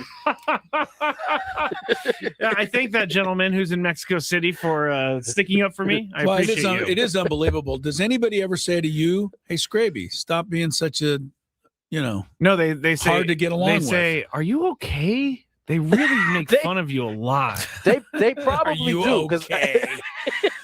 Goodness gracious. They're like, legitimately, they go, "Does Chris like you?" And I'm like, "Yes, Chris and I are fine, okay?" Don't answer for me. Oh, don't answer. Okay, next time I'm going to be like, "Yeah, he actually hates me, all right?" Well, just tell him. You know what? Don't answer for me. Tell them to send me a text. I'll answer the question for them. Depends on the moment. All right. That's a good story, though, Tony. Don't forget tomorrow, even though we don't like each other, we will be appearing together at the we won't be talking at the though. Maverick Beach Club. Yeah. See if we speak to each other when we're there tomorrow at the Maverick Beach Club in PB. You guys should have them set you up like a different sides. Right. I may even ask for a curtain in between the two sides of the room. We'll be there tomorrow from 2:30 to 4:30, 860 Garnett, presented by South Norte Tequila Cocktails. And we'll see San Diego, Arizona in the Mexico City series. South Norte's premium tequila cocktails. While you take in the game, enjoy those, the deals on those. And we're looking forward to it tomorrow at 2:30 to 4:30. Come see Skraby and I. We will have Padre tickets to give away. And I believe along some other things, Luis Campusano signed baseball. All right, Tony. So here we are. Hot commodity right now. Well, he's starting to make his mark finally, and we are so happy for that. All right, Tony. So OKC, your take. I know your take on that technical foul that they called on Booker is similar to ours, right? It was like that was a total fugazi, right? He said horse bleep. Yeah, horse bleep. Yeah, so with that, with some of the complaining that's going on, how do you couch it in your mind, and how do you think you will handle it when the Lakers have to play these guys, hopefully, in the next round? I think the Lakers, you know what, after watching them, and listen, I don't want to put the cart before the horse. Yes, I'm putting it before the horse for you, which I understand you don't want to do. I don't want to do it, but if indeed they get past, I can't wait to see what JJ comes up with to defend SGA, because I guarantee you it won't be just a one-on-one defense like we're seeing from Phoenix. And I haven't watched that series, so I don't know if that's 100% accurate, but I assume Dylan Brooks is the main defender on him. He's doing his best thing, but if he gets within 5 feet of him, SGA falls down and it's a whistle. And I mean, that to me is the annoying thing. I said it the other day, at least when Ant-Man goes to the basket, he goes in there hard. If he gets hit, he just keeps playing. Honestly, SGA does flail, and he does throw the arms, and he does draw attention to it. And I really don't. I don't have a dog in the fight, but I don't like him getting rewarded for that. Yeah, no, I agree, man. I think, when it comes to SGA, I think the worst thing you can do with him is be overly physical, and I think that is what gets Dylan Brooks into trouble. It's that he's used to being really physical with the guy he's guarding, which is usually the best player on the other team. But in this case, because SGA is so good at drawing contact and getting the whistle, you got to play physical up to a point. And the trick is, and who used to be really good at this was Bruce Bowen. I don't know if you remember him. Spurs. Played for the Spurs. One of the reasons they kept winning every year. Right. He would play super physical up to a point, but he knew when to kind of peel back and kind of, I don't want to say play passive, but not to be overly physical. Because I think if you're overly physical with SGA, he's going to foul you out, or you're going to be in foul trouble pretty much all game. You can't change unfortunately, it doesn't seem like the referees are going to change the way they're calling it. And so I think you just got to kind of, it's easier said than done, obviously, but I think that's kind of the way to go. I'm very interested if the Lakers are able to get through this round, what JJ comes up with. Well, because the two things he's done this year that have been really impressive is this with KD and how he defended Joker when they played Denver. It was a similar, different spots, but I'm interested to see what he comes up with, because he got to come up with something. I'm looking forward to a Laker OKC series for a totally different reason, and that is to tune in and listen to what you say the day after game one, and SGA gets 23 free throws and the Lakers as a team get 10. That's what I'm looking forward to. So I was looking at his box score. I will be a salty Laker fan the following day. I can tell you that already. I was looking at his box score, and when someone shoots between 25 and 35 shots a game, isn't he bound to get fouled a bunch? Sure. Is he shooting that much? He does. The last game I know he shot 20. I know what you're saying, attempts. Skraby, but when one guy's shooting more free throws than the other team, that to me calls attention to it. We'll see, but I would just like to see SGA for his own game. Stop falling down. Come on, man. I mean, you're a superstar. It's proven pretty lucrative. Proving pretty effective for him. You're right. Stop falling down. And here, I'm going to tell you another thing. One last thing on this is the SGA defenders will say that he did not average the most free throws per game in the NBA this year. Do you know who did? That is their comeback. Yeah. Do you know who did, Tony? Comeback, do you know who averaged the most? Who? Luka Doncic averages the most free throws per game. So we should be mad at Luka. So that's the OKC comeback. Hey, don't just look at us. Luka's doing and getting the same thing. Listen, so I don't know. Luka's complaining about it though. He's not actually foul. He's not foul baiting. He's like, hey, that's a foul. And then maybe he's always got his hands in the air too. It's his go-to move after any shot. In the air, like, what? Come on. Yeah, I love Luke. I'll tell you one thing. I really want this series now because I think there's going to be so many little angles that are going to make it fun. That would be fun if the Lakers and OKC Even I play. think that would be fun. Yeah. All right, we'll see. I agree. More Gwynn and Chris is ahead. The 3:30 segment is going to be our countdown. I think I've come up with one of my better ones today. I think this is a good one too. We'll let you know when we return what it is. From the first pitch of the year.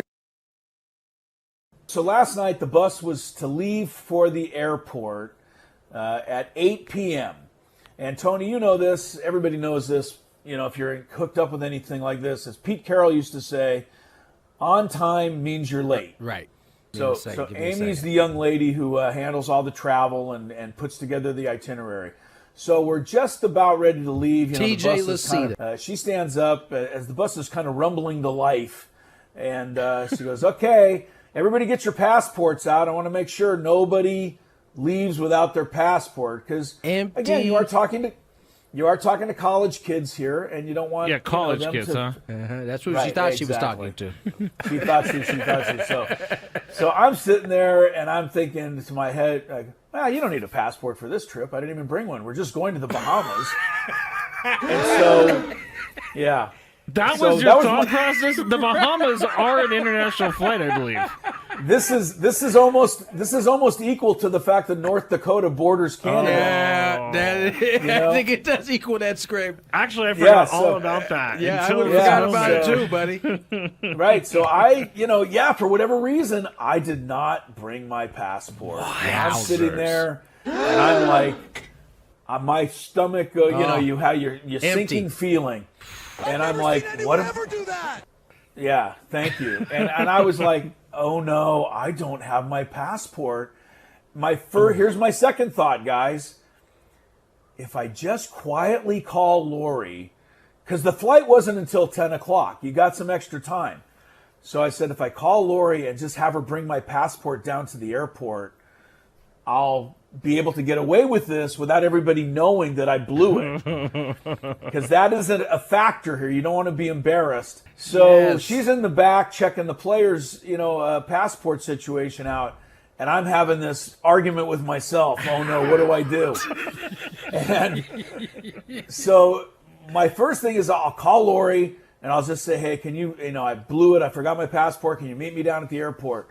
And then I thought, we live 25 minutes from the airport. Lori is not going to be happy. Nope. Getting my passport and driving it down there. Because the airport is really easy to access these days. And never easy to access, exactly. So I had a quick discussion with myself, and it was either A, it's time for me to embarrass myself in front of the team, or I'm going to have to ask Lori to drive to the airport. I chose the first one. So I said, oh my goodness, I can't believe I forgot my passport. I don't have it. And Stacey Terry Hudson looked at me and like, what? Like you? I mean, she wasn't mean about it. She was just like so surprised. And as I was, and everybody's like, what are you going to do? And I said, well, I live, literally 10 minutes from the school. And I said, I'm going to call Lori right now. Is there any way we can just hold up for 10 minutes? What? That's all. It was either that or make Lori drive down, Skrabe. You got to understand my options here. They're very limited. I get it, but I think your mistake means that you have to do the hard one. Yeah, you have to deal with the hard part. I agree. Well, this didn't turn out a whole lot better. Amy, it's her first year on the job, but she's a very nice gal, so I don't have any really, I don't have any cachet with her yet. And she's like looking at her watch, looking at Coach Stacey Terry. She's like, 10 minutes, because that can be a little... That's stressful. Well, it's stressful. And she doesn't care. Her job is to get everybody on that damn plane. Right. And a lot of times what we don't know, the traveling party doesn't know, is they've already called ahead and talked. They have a travel agent that's going to kind of expedite the process a little bit. And if they mess up that contact, then everybody's messed up. So everything is thrown asunder if you got to wait 10 minutes. And but I'm on the phone with Lori, and Lori's like, well, I'm not going to the airport. There's no way. She's like, you tell them that I'll be there in 10 minutes. You tell them. And I will give Lori a lot of credit. She, while this discussion was going on, found the passport and was already in the car. Whoa. So I give her a ton of credit. She didn't wait for... Okay, go get the passport and hurry up. Because she knew she wasn't going to the airport. So she knew she wasn't going to the airport. Exactly, Tony. She's like, I'm in the car. She did. She said, I'm in the car. So I told, Amy, and I got Lori on the phone. I'm telling Amy and Coach, I'm like, she's on her way. And I said, I drive this all the time. It really is 10 minutes. And they're like, all right, 10 minutes. So last night, the bus was to leave for the airport at 8 p.m., and Tony, you know this. Everybody knows this. If you're hooked up with anything like this, as Pete Carroll used to say, on time means you're late. Right. So Amy's the young lady who handles all the travel and puts together the itinerary. So we're just about ready to leave. TJ Lacita. She stands up as the bus is kind of rumbling to life. And she goes, okay, everybody get your passports out. I want to make sure nobody leaves without their passport, because again, you are talking to college kids here, and you don't want college kids, huh? That's what she thought she was talking.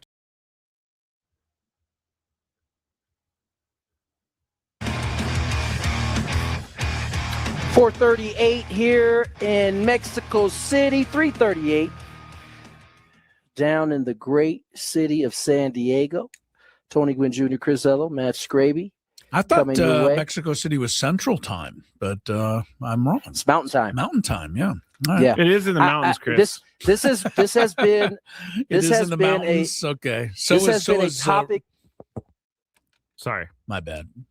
I shouldn't talk go ahead. over you. No, go ahead. Go ahead. I had a funny line, but it's lost.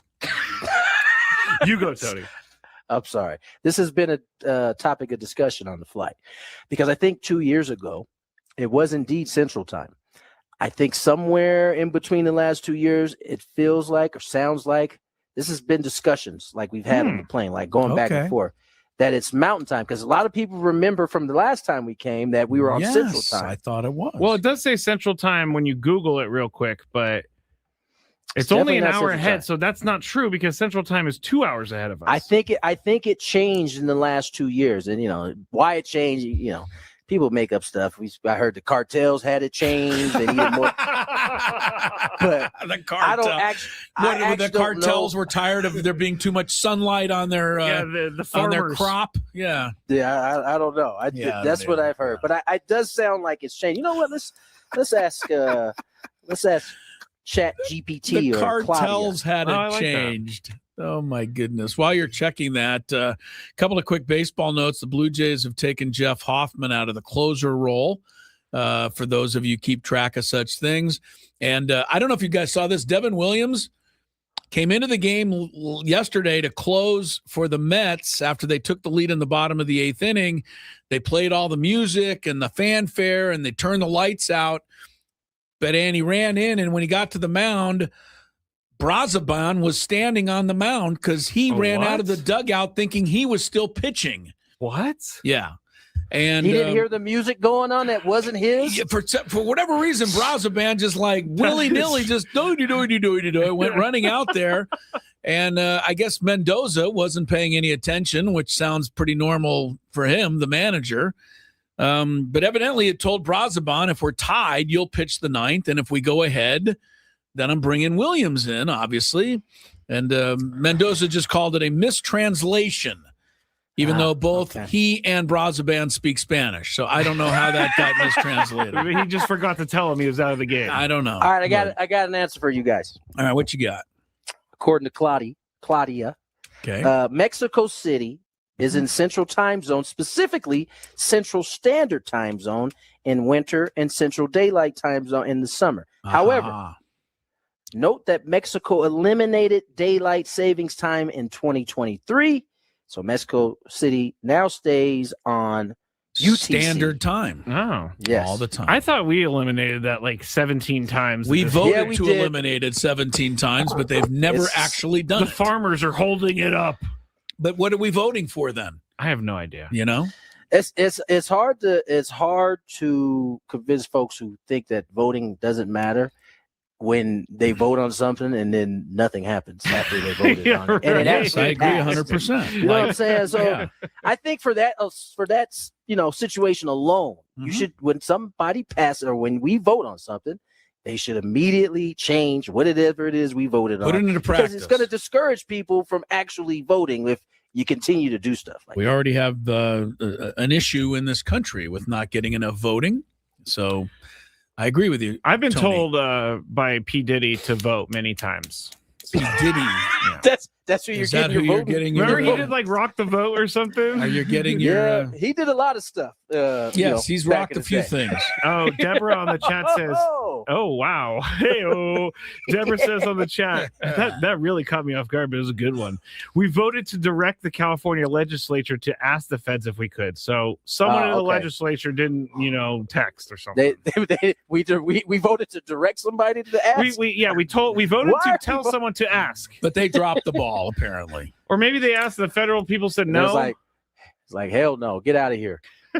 All right, we're taking time away from a great countdown segment, I hope. So let's get to that, Skrabe. From the 855 Get Ross Traffic Center. Injured? Demand justice. Demand Jurowitz. 855GetRoss.com. Watch for hazard on the northbound 5 near Old Town, blocking the right lane. On the southbound 5, that's sluggish from the 52 and really slows down from Washington Street all the way to the 54 interchange. Brought to you by Caltrans Asset Management. Caltrans assessment management work is underway on northbound 805. Crews will close all lanes of 805 from State Route 52 to Miramar Road tonight at 9 p.m. through Sunday at 5 a.m. Expect delays and use Interstate 5 to travel north of University City. It's now time for Gwynn and Chris to rank their top 5 of the day. Gonna grip and rip as usual. But this isn't just a regular top 5 list. I love it. It sounds sadistic, but I love it. This is the countdown. And it starts right now on 97.3 The Fan. First, Chris, I would like to say this. If you love Mediterranean food, try Spiro's for authentic Mediterranean cuisine in Coronado or La Jolla. For dining or takeout options, visit spiroscuisine.com. All right. The countdown was born from the Miami Dolphins drafting of Chris Johnson yesterday, but not in the idea and the way you think. I was thinking about this today, and I went, Chris Johnson, same name, Chris Ello, Chris. We've never done a countdown of who my all-time favorite people named Chris is, and I thought even more fun, Matt can do his favorite Matt. It's always weird when you call me Matt, but Matthew. Oh God, even worse. Oh, well, I would have you do your favorite Skrabies, but I think the only people in the running are your family there. So you're going to do your favorite Matts. Tony's going to do his favorite Tonys. Chris is going to do his favorite Chris's. That's the countdown today. All right. Number 5. You go, Chris. I'll go first. My number 5 choice is a guy that I've not heard wonderful things about in terms of his own personality. Can be kind of abrasive. So I was almost not going to put him in. But he has accomplished great things in this business. And he's been somebody that I think a lot of us have enjoyed his work. So number 5 for me is going to be Chris Berman. Oh, from ESPN fame. There you go. I put him in there on the list. I think just journalism-wise, I had to get him in. But I've soured on him over the years because I've heard a lot of stuff I didn't like to hear about this guy, and it's too bad. Yeah, because he's really I think he's always been a great broadcaster. He came on the first sports show I ever produced, and he would not hang up the phone. What do you mean? Like when he was done? Like we were done with the show, and he was still talking. If you're wondering why I'm saying anything negative about Chris Berman at all, I call everybody's attention to the YouTube video. I love that though. Yeah, you love that. He drives a tough bargain. It sounds. Is that the one where he goes, "Bleep it, we'll do it live"? Yeah, I don't think it was way beyond that. Yeah, no, that was a different him. one. Yeah, that was a different one. That's Bill O'Reilly. That's Bill O'Reilly. Chris Berman's. I haven't seen this other Chris one. Berman's is anyway. All right, you go, Scrabe. Who's your fifth favorite, Matt or Matthew? Yeah, I hate that I have to include Matthews because Matthews think they're better than Matts, but that's okay. You literally are Matthew, bro. Yeah, but I'm a Matt. I'm a Matt. No, you're Matthew. I'm gonna go. Sorry. All right. Matthew McConaughey. Matthew McConaughey. I think that's a good one. Although I've heard that he doesn't wear deodorant and he kind of smells. My goodness. He's a crystal user, huh? He uses that old crystal thing that they use. When you said he's a crystal user, my mind went somewhere completely not crystal different. meth. No, not that. He might be that guy. He might be. Yeah, I've heard of the crystal deodorant. The natural deodorant. Yeah. Those people are usually funky. I'm just being honest. Sorry. Yes, he somewhat smells. All right. I think Tony's got more to choose from. I think there's more Tonys in the world, but what do you got, Tony? Or I guess Anthony is included for you. Who are you going with? Yes, we're going to start with Tony/Anthony Bourdain. Oh, the late Anthony Bourdain. Yeah, the great late. Yeah. If those who don't know him, he had a show on CNN where he basically traveled all over the world and they'd eat delicious food. He'd immerse himself in the culture. I just always found him super interesting. And when he ended up passing away, it was kind of a shock to it was. Yeah, for sure. But he was living a life that a lot that would have enjoyed living. What was it called? Anthony Bourdain. Something reservations. Oh God! I don't know. We have the internet right in front of you there, Scrub. I mean, it's not like you can't call it up. It's true. I'm gonna. He's like asking he's asking the world. What's this guy's called? Well, the chat usually becomes my. They Google. help you there. They'll help you. No reservations. No reservations. Anthony Bourdain. All right, my number 4, Chris of all time. I only need to say one word, I think, to tell most people what number 4 my guy is, and or 2 words, and those 2 words would be more cowbell. I'm going to go with Christopher Walken. I think he's one of the really great actors we've ever had. He's got the distinctive voice. He's become more famous for that now lately. Go back and watch this guy act in The Deer Hunter, where he won the Academy Award, and some of these other movies. He's one of the best we've ever had. And the cowbell put him over the top for me. So he's number 4.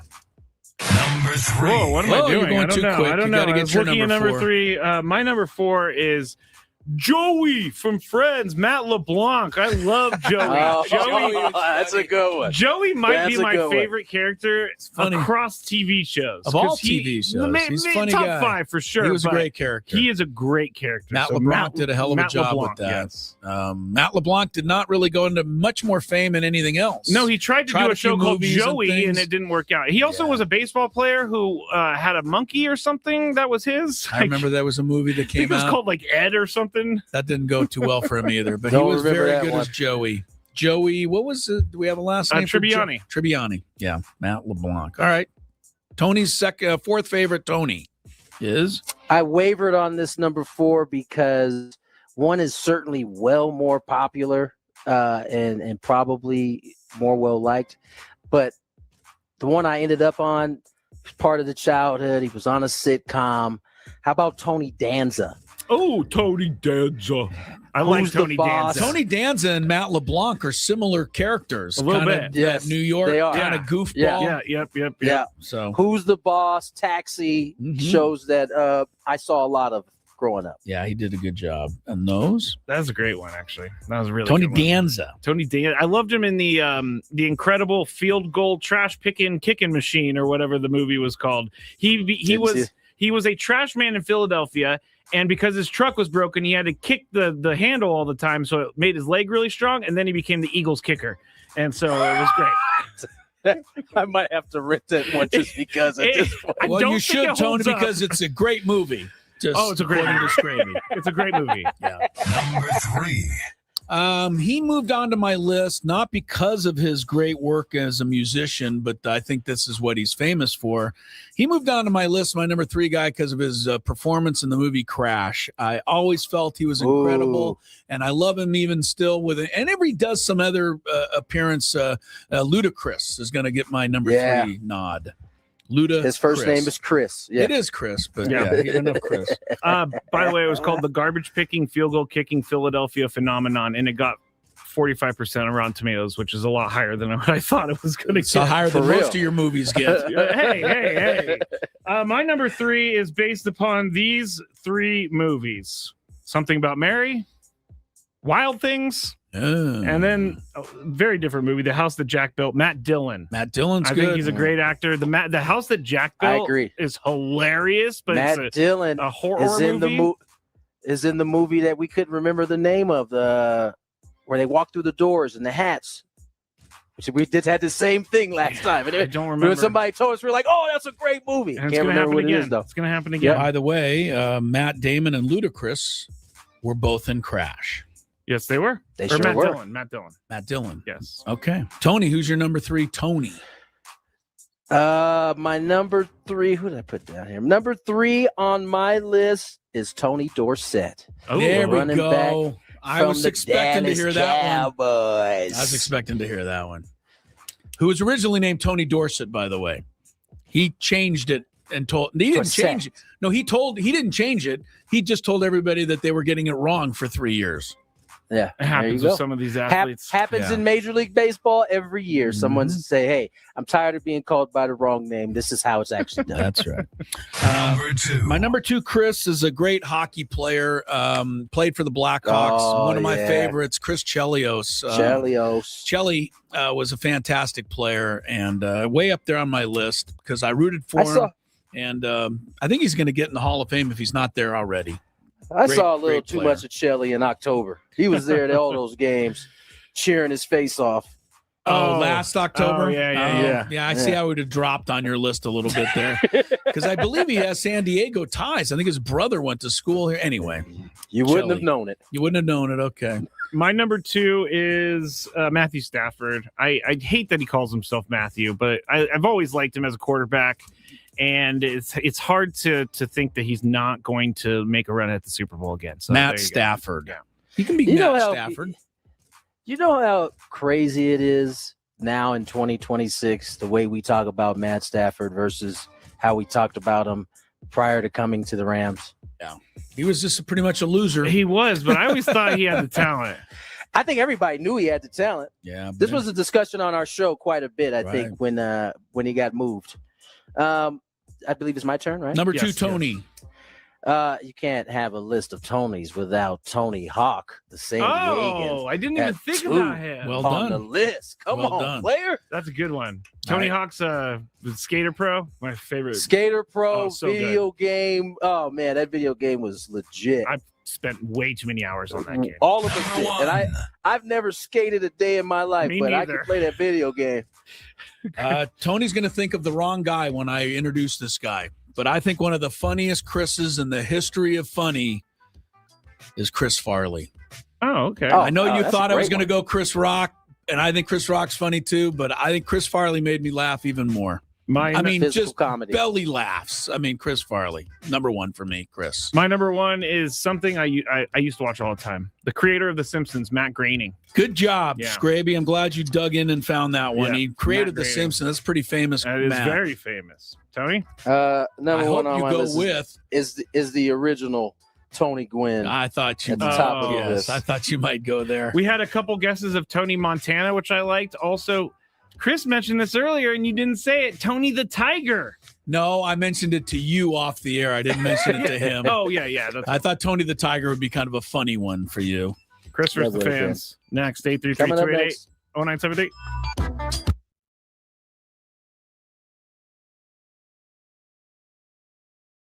Now, Craig Stamon joins us here, Padres' new manager. And Craig, listen, I've had the opportunity to play for two managers that were in their first year, Don Mattingly and the late Ryan Sandberg in Philadelphia. Both of them had their struggles. Even though these are the best of the best type of players, they had their struggles. Where do you see yourself in terms of your staff and leaning on your staff to kind of be able to help you in those first year kind of struggles that many managers deal with at some point? You're right. I'm going to lean on my staff a lot. And I remember having, small conversations with Bob Melvin about some of this stuff. And he was talking about some of the things he wished he knew when he was a first-year manager. And this was way back when I wasn't even thinking about this. We were just kind of talking.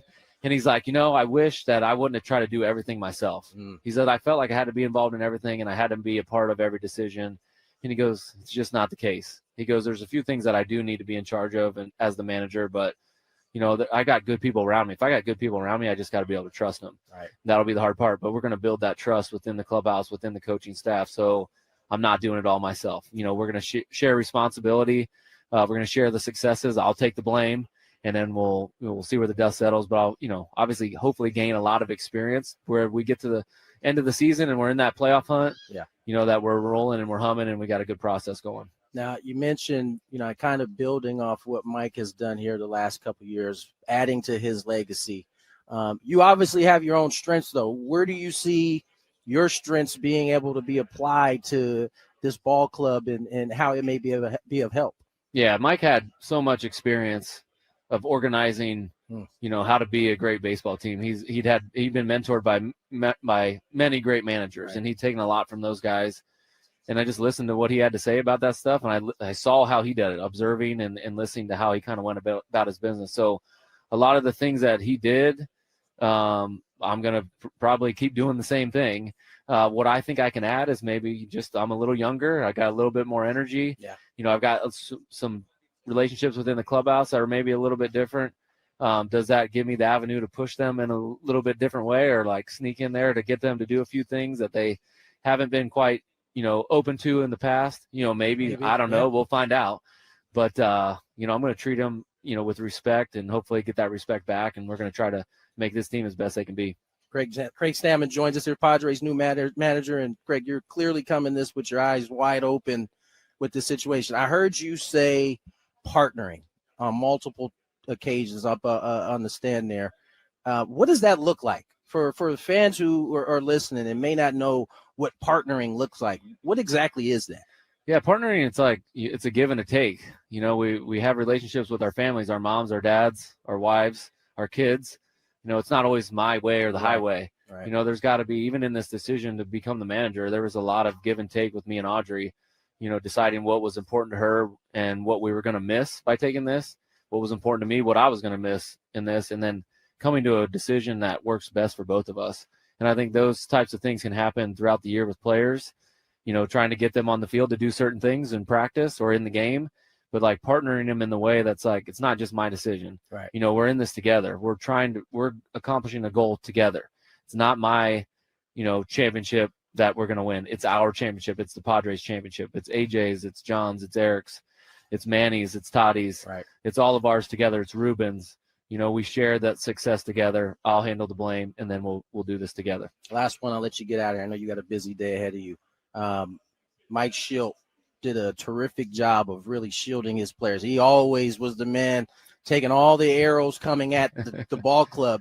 But you also mentioned being able to push the guys. What does that look like? Because I think oftentimes fans hear, managers take the arrows and they're under the impression that there isn't any, pushing going on the backside of that. What does that look like sometimes? Yeah, I mean, we got great players. So, like, the amount of pushing I need to do is limited. Right. But we can give them new ideas on how to navigate a season.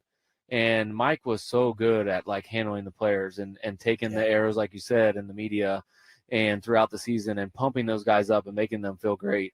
But there's ways that, like, maybe they haven't been exposed to, and that's what we're going to challenge our staff to do, is come up with creative ways to keep Manny Machado, healthy for a full season. Xander Bogarts healthy for a full season as they get a little older in age, and can we can we have guys peaking at the right time and stuff like that? Just like open to new ideas and creative ideas, and the players will be partnering with that, with the coaching staff, to create something that we think will, build us a championship team.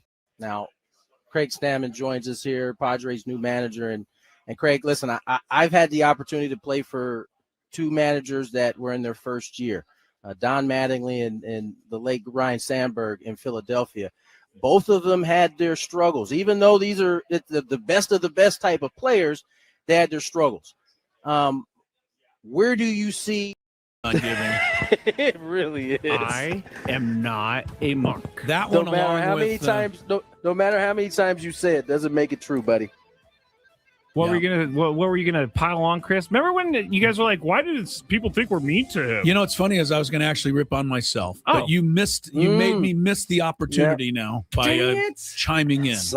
Sometimes you should just keep your mouth shut. I was going to say, since I think you're funny on the mark intro, I think the other gift that keeps giving is my excuse me one. That is one. You tried to kind of jump in there and. Excuse me. Take away the momentum for that. Well, it's gonna be one of those. Yeah, that one was bad. Speaking of one of those days, it may be one of those nights for the Rockets. We're just in here. Kevin Durant is going to be out for tonight's game against the Lake Show. So the odds earlier were 8.5 in favor of Houston. They've dropped to 5.5. I still think the Rockets are going to win. They still think the Rockets are going to win without KD. I'll tell you one thing. If you got the bet in earlier today, though, and you got Lakers plus 8.5, you're feeling pretty good right now. Although there's no guarantees in the gaming world. That game gets underway in about an hour. NFL Draft round 2 is getting underway here shortly in Pittsburgh. And your 49ers are on the clock, Mr. Skraby.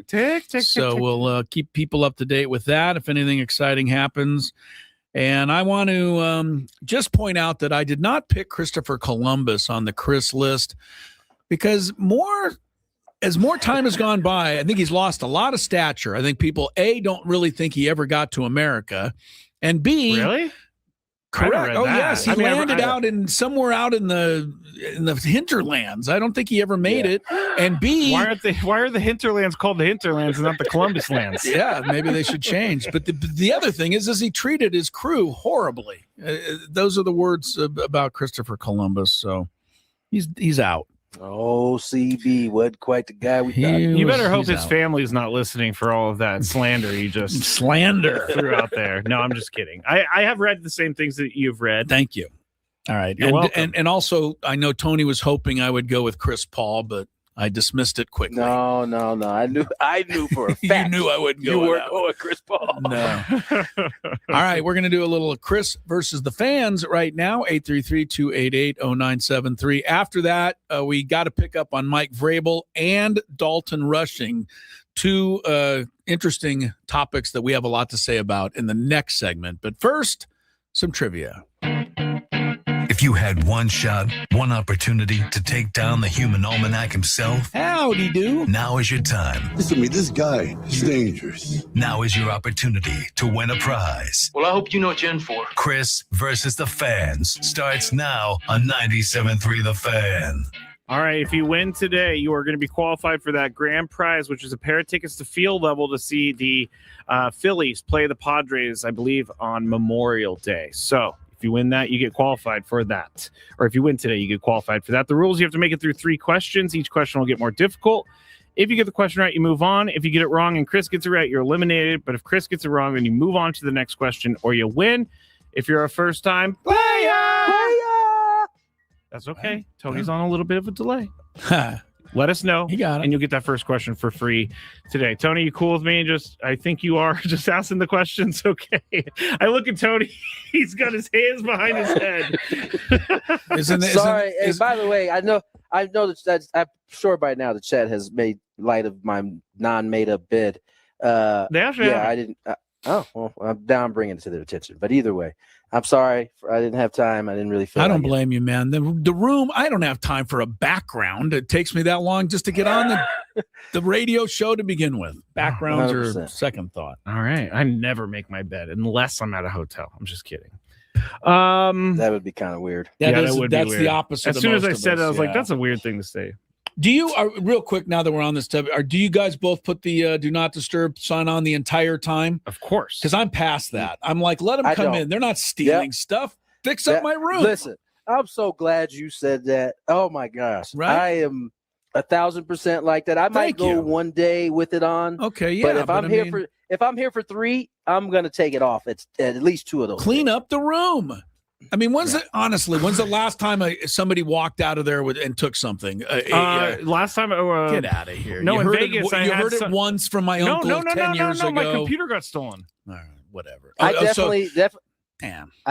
I definitely used to think of that, but that's not why I do it now. Okay. I do it now because it's the only chance I really have for someone else to clean up after me. Like, that doesn't. And it is nice to climb into a crisp, fresh bed. It definitely is. Although sometimes I got before I get in after they clean, I gotta take the sheets. You gotta fluff it up a little bit. I can't stand being coffined in that bed with the sheets. It is true. Strapping you down. Like, it is true. It is kind of scary if you all you had to do, Skraby, is walk around and find the cleaning lady at the hotel who was holding a laptop, and you could have just got it back. I mean, I really find it hard to believe. I really do. I find it hard to believe that maids at hotels just grab a laptop and walk out with it. So the story is, I think my friend let someone else in the room, and they stole the laptop. And of course, they blamed it on the folks that cleaned the room. Yeah, because that guy wouldn't pay me for my laptop, which we're not friends anymore. If you can't tell that this incident caused that rift. Anyway, last thing about making beds. I was told this in rehab, and I think it's hilarious. When you're having a bad day, think about a Tyrannosaurus Rex trying to make a bed. You guys don't get it? Yeah, I get you, but it didn't evoke a chuckle. Okay. Yeah, that was weak sauce. Let's go. That was weak sauce. I found my alcohol-ridden brain found it hilarious back in the day. You probably doubled over in laughter. I did. I was like, I'm gonna remember this forever. I'm gonna remember this forever. You're still talking about it, so yes, you do. If you ever have a bad day, just think about T-Rex. Yeah, all right. Don't do it again. It's not gonna get any but better. Do you know why? Because the arms are so small. You can't We understand. It's not funny. We gotcha. Oh, Clay says you may end up short-sheeted. Now that was okay. That was a pretty good line there. That was good. All right, here, let's go to Carl. Hello, Carl. Carl, save us from this craziness. The great jokes of Matt Skraby. Happy Friday. Happy Friday, Carl. Wait, did Carl just make fun of my hilarious joke? No, he just said the great. No. He just said the great. Not as far as you know, he didn't make fun of it. That's fine. Everybody out there's laughing. Okay. All right, Carl. Here we go. Question number 1. In the classic movie The Sandlot, what do the kids call the terrifying giant dog that lives behind the left field fence? No. Oh no. Pass. I'm not gonna. You know what? You're going to really be disappointed in me. That is one of the movies that I do not know. I've seen it up on the TV screen because Baseball Network plays it 10 times a summer, but the sound's always off, so I never heard the dog's name. I don't know. So I will just say Giant. You're close. Really? Not really. I guess not really. No. The Beast. The Beast. Yeah. I had something else in my head, too. Chris, you need to watch that movie. I know, but I feel like I've seen it 100 times because during the summer it's on all the time in the studio. You haven't. I get you. They play it during the summer or during the off season? Yeah, right. That's what I meant. The off season. Oh, during the off season, it's on every. I mean, I've seen the kid. I've seen the dorky kid with the glasses. Pretend to drown 10,000 times. Oh yeah, Wendy Pfeffercorn. Right, I've seen it. Wendy Pfeffercorn. Yeah, old Wendy. Old Wendy. All right, you're still alive, Carl. Here we go. Question number 2. Sorry. What 2000 film stars Denzel Washington as Herman Boone, the coach of a newly integrated high school football team in Virginia? Remember the Titans? Remember the Titans. Good. I think he came up with correct. You know what, Carl? You remembered that Titan and title before I did because I was trying to think of it. So That is good for a you. strong side. Strong side. Yeah, I love that part. I love that part. It's really terrible when Gary Bertier, speeds through the town and then ends up paralyzed. Like he probably Oh shouldn't my have. God! Why do you give away? You know what? This movie is like 25 years old. I know, but I mean, whatever. You give away the plot line to every movie ever made. It's 25 years old, and it's a true story, Chris. Really? Remember the Titans? No, but the guy went through town and lost his legs. He's not Lieutenant Dan. Lieutenant Dan. All right, let's go to the next one. This is for the title, right? Yes, here, it Carl. is. Let's go with this one. The Triple Crown of Motorsport consists of winning the Indy 500, the 24 Hours of Le Mans, and what other historic auto race? My goodness. I think I might know this. I was going to say Le Mans, but you said that. So I don't think Chris knows it, so I'll pass. Okay, that's fair. Chris? Well, I mean, there's only one other famous race, but it makes no sense that somebody would have to try to win that one because it's a totally different style of racing. So what are the two that you gave me? The Indy 500 and 24 Hours of Le Mans. 24-hour Le Mans. There's another one I'm not thinking of, but I'll just say the Daytona 500, but it makes no sense. Boogity. Yeah. Wow, Carl, you win. Right Tony, off do you the know bat. it? Is it Talladega? No, that's another NASCAR That race. is. It's a race that I want to go to one day. The Monaco Grand Prix. Oh, we're talking about the real fast cars. This was another stupid question. This is IndyCar, right? That's That's F1. That's a dumb question. That's F1. Yeah, 24 Hour Le Mans is like the different types of cars. By the way, the movie Ford versus Ferrari is very good. Yeah. Another great one. And F1's very good too. I'm about to say I heard both of those are really good. By the way, if you want to see Ford versus Ferrari, though, leave a weekend for it. Yeah, you're right. It's the longest movie ever made. It is really long. Goodness. I can't do long movies I think it's like anymore. 3 hours long. Way it does longer not than need to be that. 3 hours. No, No more. Goodness. But F1, Chris, watch F1 over the weekend, please, with Lori. I think she'll like it too. There's a love story in it. She won't like it. There's a love story. She doesn't. Well, you're just trying to poke the Lori that all she can handle is a love story movie. No, because you've told me before that she likes love story movies. She likes silly rom-coms. I don't think love story is. No, she's not going to like F1. Too serious. She Not likes going to like it. All right, good job, Carl. Stay on the line. You could, you'd have qualified. Skraby will get to your info. You could wind up. Gunnar Henderson's hitting 189. Oh man, he's not the only one. Just as I say that, he launched one into the sea. He's now hitting 191. Apparently, he's not. You know what? I think the craziest. We're Fernando. We're following the fact who else does not have a home run? Even a bigger superstar than Fernando, I would say. Juan Soto? No, he has a home run. I think this guy's on par, maybe even in the total baseball world, considered to be a bigger superstar right now than Fernando. He has no home runs. It's not Acuna, is it? No. He's got Robert, one? he has one. How about Bobby Witt Jr.? Oh. No homers yet this year. So dang. It can happen to really good players. We'll take a break. More Gwynn and Chris. We're going to talk about this Vrabel and this rushing thing. Yeah. And we're going to be upset about both things. Hang on. Hang on, he says.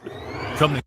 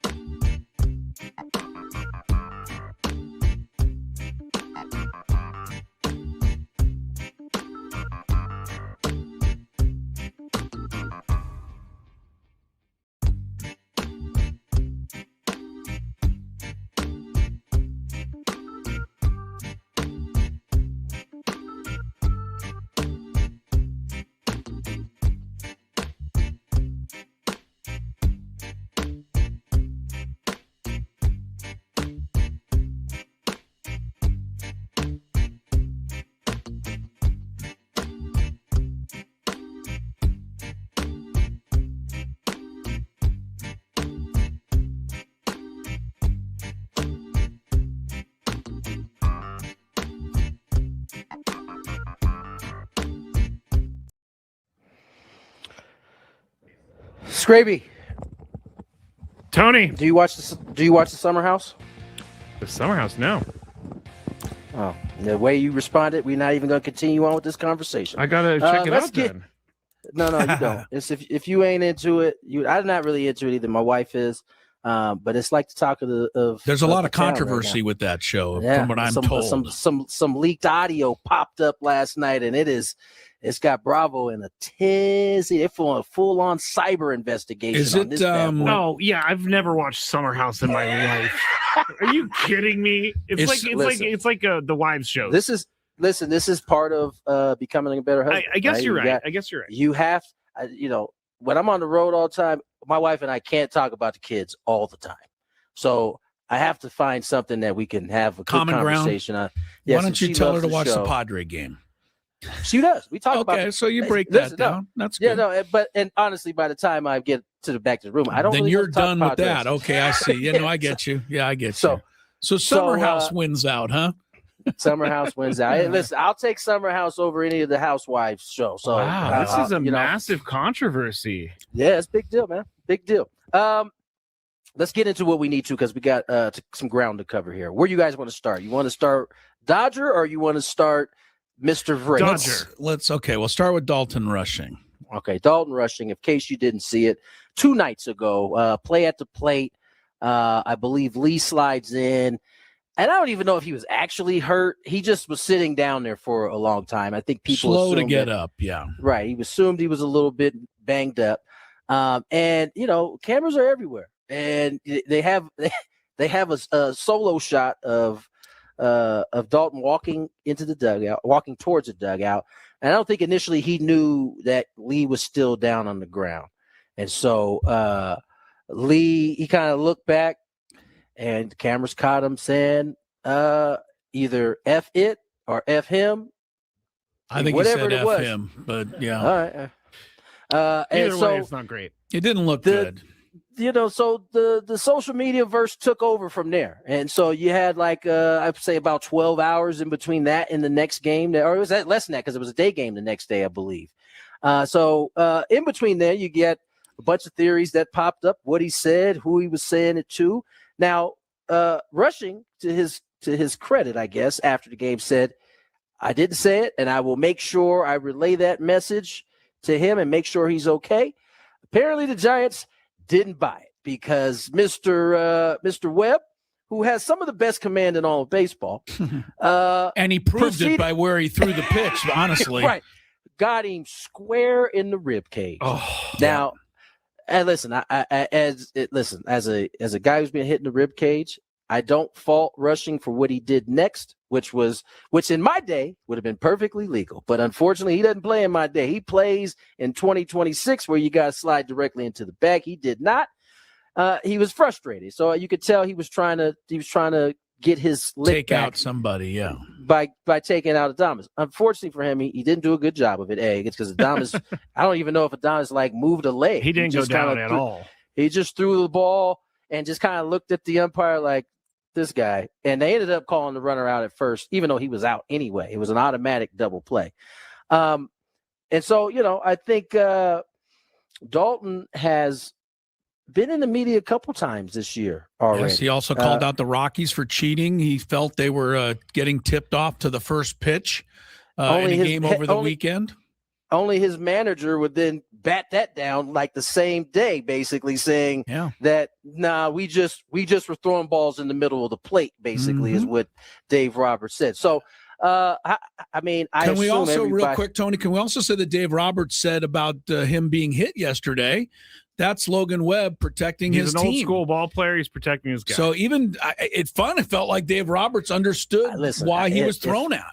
If I know Dave, and I do know Dave very well, he may not say it out loud, but in his mind, he's like, maybe you should be quiet. Maybe you should stop doing that. Okay, so here's my question for you, Tony. Like, if other teammates, if you had a teammate that was like Dalton Rushing, who's kind of just getting himself in trouble, would you not be like mad if a team threw at him, or would there be retaliation? Would you have his back? What you guys know or may not know is that when it comes to that part of the game, Like there are rules, right? Like there are ways that guys know it should be conducted. And listen, if a guy slides in the home plate and it's perceived that, you know, I don't even think that Dalton did anything in necessarily on the tag. I think he just made the tag, and it was the reaction to Jung-Hoo sitting on the ground. It was the reaction. And so, you know, I think guys, they recognize they're on the same social media everybody else is. They're looking at the same feed, and I can't imagine everybody, you know, because we all have become lip readers in 2026 in some way, shape, or form. And I can't imagine they looked at that and was like, nah, I don't think he said it.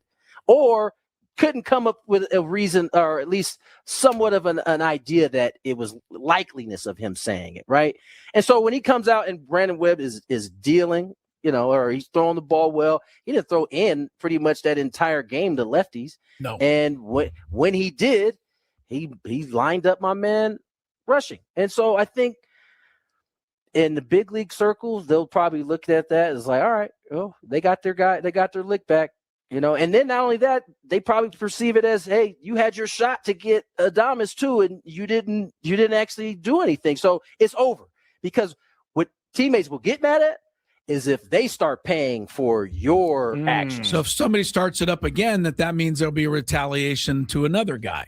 Right. And if I'm Mookie Betts, Freddie Freeman, Will Smith, and I get plunked by a ball based off of that situation, I may not do it in front of the cameras, but I'm certainly going to pull him aside and say, hey, man, you got to chill. And I know that to be true because I had teammates that went through that. Brian Braun, first fielder, when Ryan came up, he was balling and, you know, having a good time watching his homers. And eventually in the National League Central at the time, remember, we had Tony La Russa in that division. Tony didn't like anything. Prince started getting hit, and eventually it led him to come in and be like, hey, man, you need to knock that off because I'm the one that's paying for your actions. And that is actually how that is supposed to work. I think, you know, we've lost that in translation. When someone does something that elicits that kind of reaction, they don't hit the dude that elicited the reaction. They hit the next dude that's in front or behind them because they know that will then get that message to the other dude like, hey, your actions are affecting me now, are affecting us now. So chill. It makes complete and total sense. Dalton Rushing just got to, you know, she's going to have to grow up a little bit here before somebody, I mean, because I give Logan Webb a lot of credit. He did what you're supposed to do, which is throw down by the hip and the ribs. I like that because too many guys in this day and age, Tony, go right for the head. And I don't think that's cool. But what Logan Webb did, I thought was solid, and I even think Dave Roberts agreed. It was to his own guy. I know we got to move fast. Vrabel is hard to do in 5 minutes, but we'll do our best. It really is. Yeah. Should we put this on the back burner? Because I don't think we're gonna be. Okay, let's put it on the back burner. We'll go talk about it at the beginning of the next segment, and then we'll see how far we can get in the Big Five. All right. Word up. I'm good with that, Skraby. Okay, I'm happy. Good decision. You should be a producer. Is it my turn or your turn? It's my turn, huh? Take us a break. You just did. Ben and Woods on the Fan.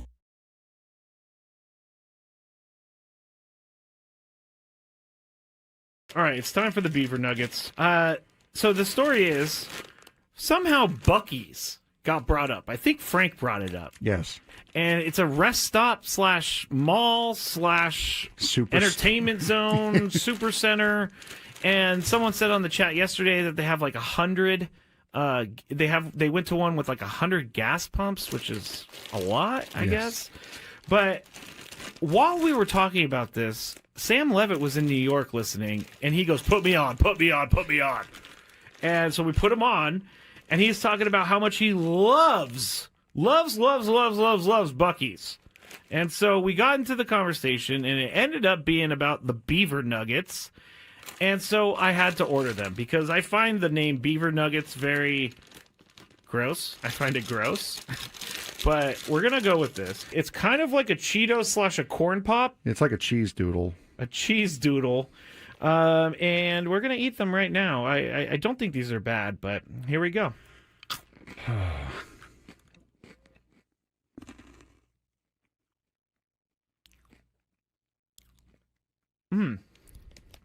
I like it. It tastes like a corn pop. I was just saying it tastes like a waffle, really. It does kind of taste like a waffle. You know what? I'm in. These are good. Yeah, I'm not. You want another one? No, I don't want another one. But yeah, I mean, it tastes like a waffle, like a waffle with syrup on it. It's pretty good. I gotta say, I'm not hating these at all. Actually, they're very good. I like this. The waffle is a perfect explanation. If you've ever had, I'm sorry, I'm talking on the microphone with food in my mouth. But if you've ever had a what is it? A Lay's potato chip that's waffle flavor. It's kind of like that. Sad Fryer says, "Are they cheesy?" No, they're not cheesy at all. Actually, they're sweet. No, it's like a hard waffle with syrup on it, with dried encrusted syrup on it. Now I don't exactly know what the puff is. It could be just fake something. Most likely. I mean, it's like caramel a little bit too. All right, I gotta stop eating these because I will eat the whole bag. I love these things. I'm gonna leave them here though because I will eat this if I go home. It's just gonna be a bunch of Beaver Nuggets in my bed as I sleepwalk or something like that. All right, it's time for the Beaver Nuggets. So the story is somehow Buc-ee's got brought up. I think Frank brought it up. Yes. And it's a rest stop / mall / entertainment zone, super center. And someone said on the chat yesterday that they have like 100. They went to one with like 100 gas pumps, which is a lot, I guess. But while we were talking about this, Sam Levitt was in New York listening, and he goes, "Put me on, put me on, put me on." And so we put him on, and he's talking about how much he loves Buc-ee's. And so we got into the conversation, and it ended up being about the Beaver Nuggets.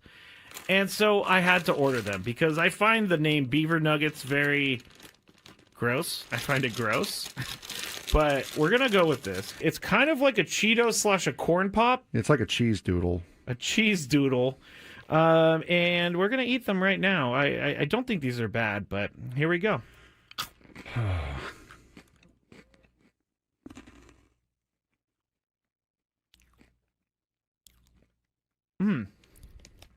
I like it. It tastes like a corn pop. I was just saying it tastes like a waffle, really. It does kind of taste like a waffle.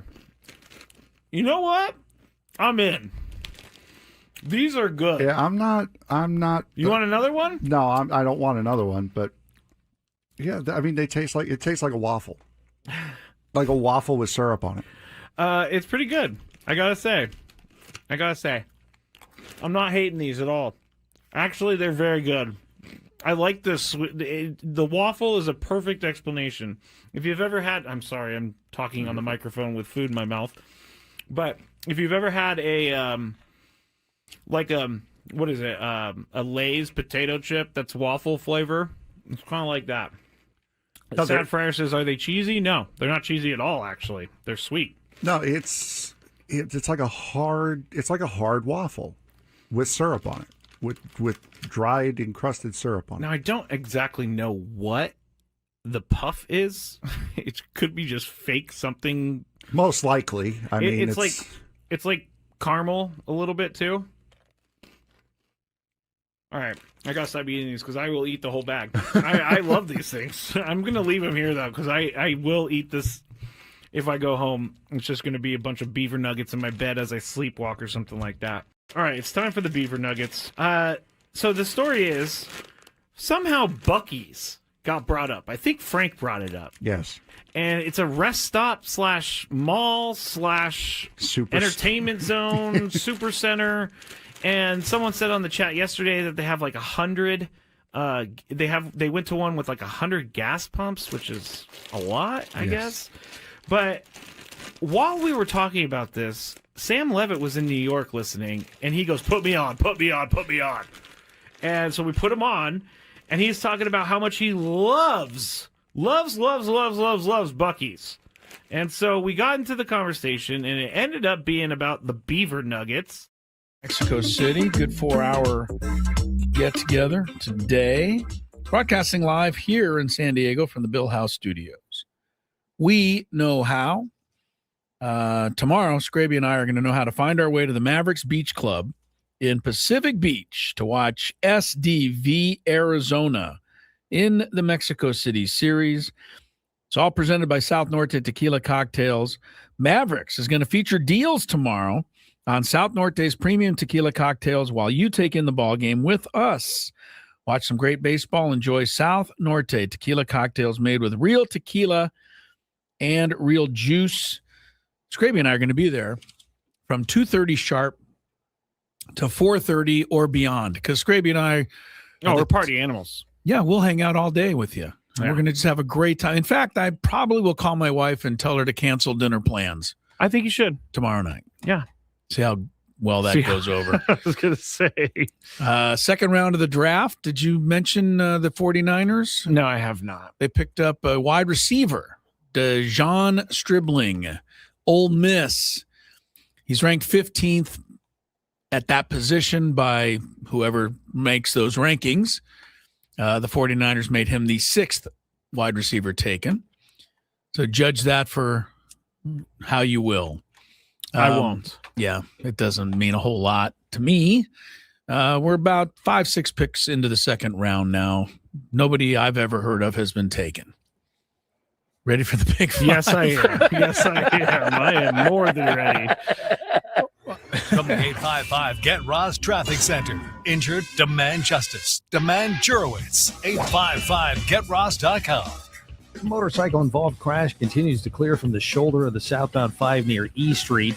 Also got a hazard reported in the right lane of the southbound 15 at the 805 exchange. Traffic report brought to you by San Diego Law Firm, fighting for your sexual harassment rights at SDLF.com. You spoke up and suddenly your schedule changed. Your hours got cut or the pressure got worse. That's not okay. At San Diego Law Firm, we focus on sexual harassment cases. We're here to stand up for you. Contact us at SDLF.com. SDLF.com. It's that time of the show when we check on the latest in sports. Only the most important topics and questions are brought to light. Stop what you're doing and listen. These news stories will astound and amaze you. The one, the only. Oh my God, who the hell cares? The Big Five starts now on 97.3 The Fan. All right, all guests on 97.3 The Fan are brought to you by the SDCCU Fan Hotline. It's not big bank banking, it's better. And we should sorry, Stray, but we should mention that the Vrabel conversation we have not forgotten that we tabled is being tabled again until 5 o'clock. Yes, so we can get the big five. We don't want to rush to opinion. Yeah, you don't want to rush a story as giving as that one is. I mean, it's just giving us content every day. So I feel bad to laugh, but it's true. Yeah, every day. We thank Vrabel and Diana Rossini, at least for that. Yes. Yes. All right. Number 5. Okay, so I'm going to tread lightly on this one. Juan Soto has been injured for the last few weeks. He just got reinstated yesterday to the Mets, and the Mets media met with Juan Soto before the game, I believe yesterday, and they asked him a question. I don't know if you're going to be able to hear it in the car, but they asked him, have you been talking to your teammates throughout this losing streak? Here is what Juan Soto said. You've been talking to guys throughout and trying to, gauge where they're at and try to lift them as we go along here. No, not at all. I mean, they've been on the road most of the time, so I haven't talked to them. All right. So before I rush to judgment, I'm going to bring in our resident Major League Baseball veteran. I think you have to ask Tony so we can get more info here. I mean, is this normal or not? Yes. It might be normal. Tony? Is this normal? Guys. Okay. Yes. See? I mean, you might get the closest guy I could think that probably is more engaged. And it's not so much like the checking in with your teammates, but maybe, being around. And I'm certainly sure he was around at the home games. But listen, some of the hurt guys don't travel. Like, Joe came on the last trip. He didn't come on this one. Why? He's better off doing his rehab at home where he could get every attention that he needs. So, yeah, this isn't as big a deal. Like when you say, are you talking to your teammates? What does that mean? Are you like calling them up on the phone, like wanting to talk about the game after they've already been through it? Like, guys don't really want to do that when you're at the field or when you're on the bus. I mean, maybe those are times guys want to keep going, but once you get back to the hotel, like, it ain't really going down like that. Hello, can I speak to Francisco Lindor? This is Francisco. Hi, Francisco. Your teammate, Juan Soto. Juan Soto here. I know you whiffed 3 times tonight. Can I lend an ear? Can I help you out? Tips? Yeah, I know we lost our 9th in a row. I'm here for you, though. Yeah. So, I pick on Juan Soto when it's due, but I don't think this is one. I think they're creating one here. I do wish that he had a little more savviness. Yeah, right. He could have the media. He could have made it a little. No, not at all. Yeah. So, next question. The not at all, like, was the one that was like, dang, you could have just left it at they were on the road.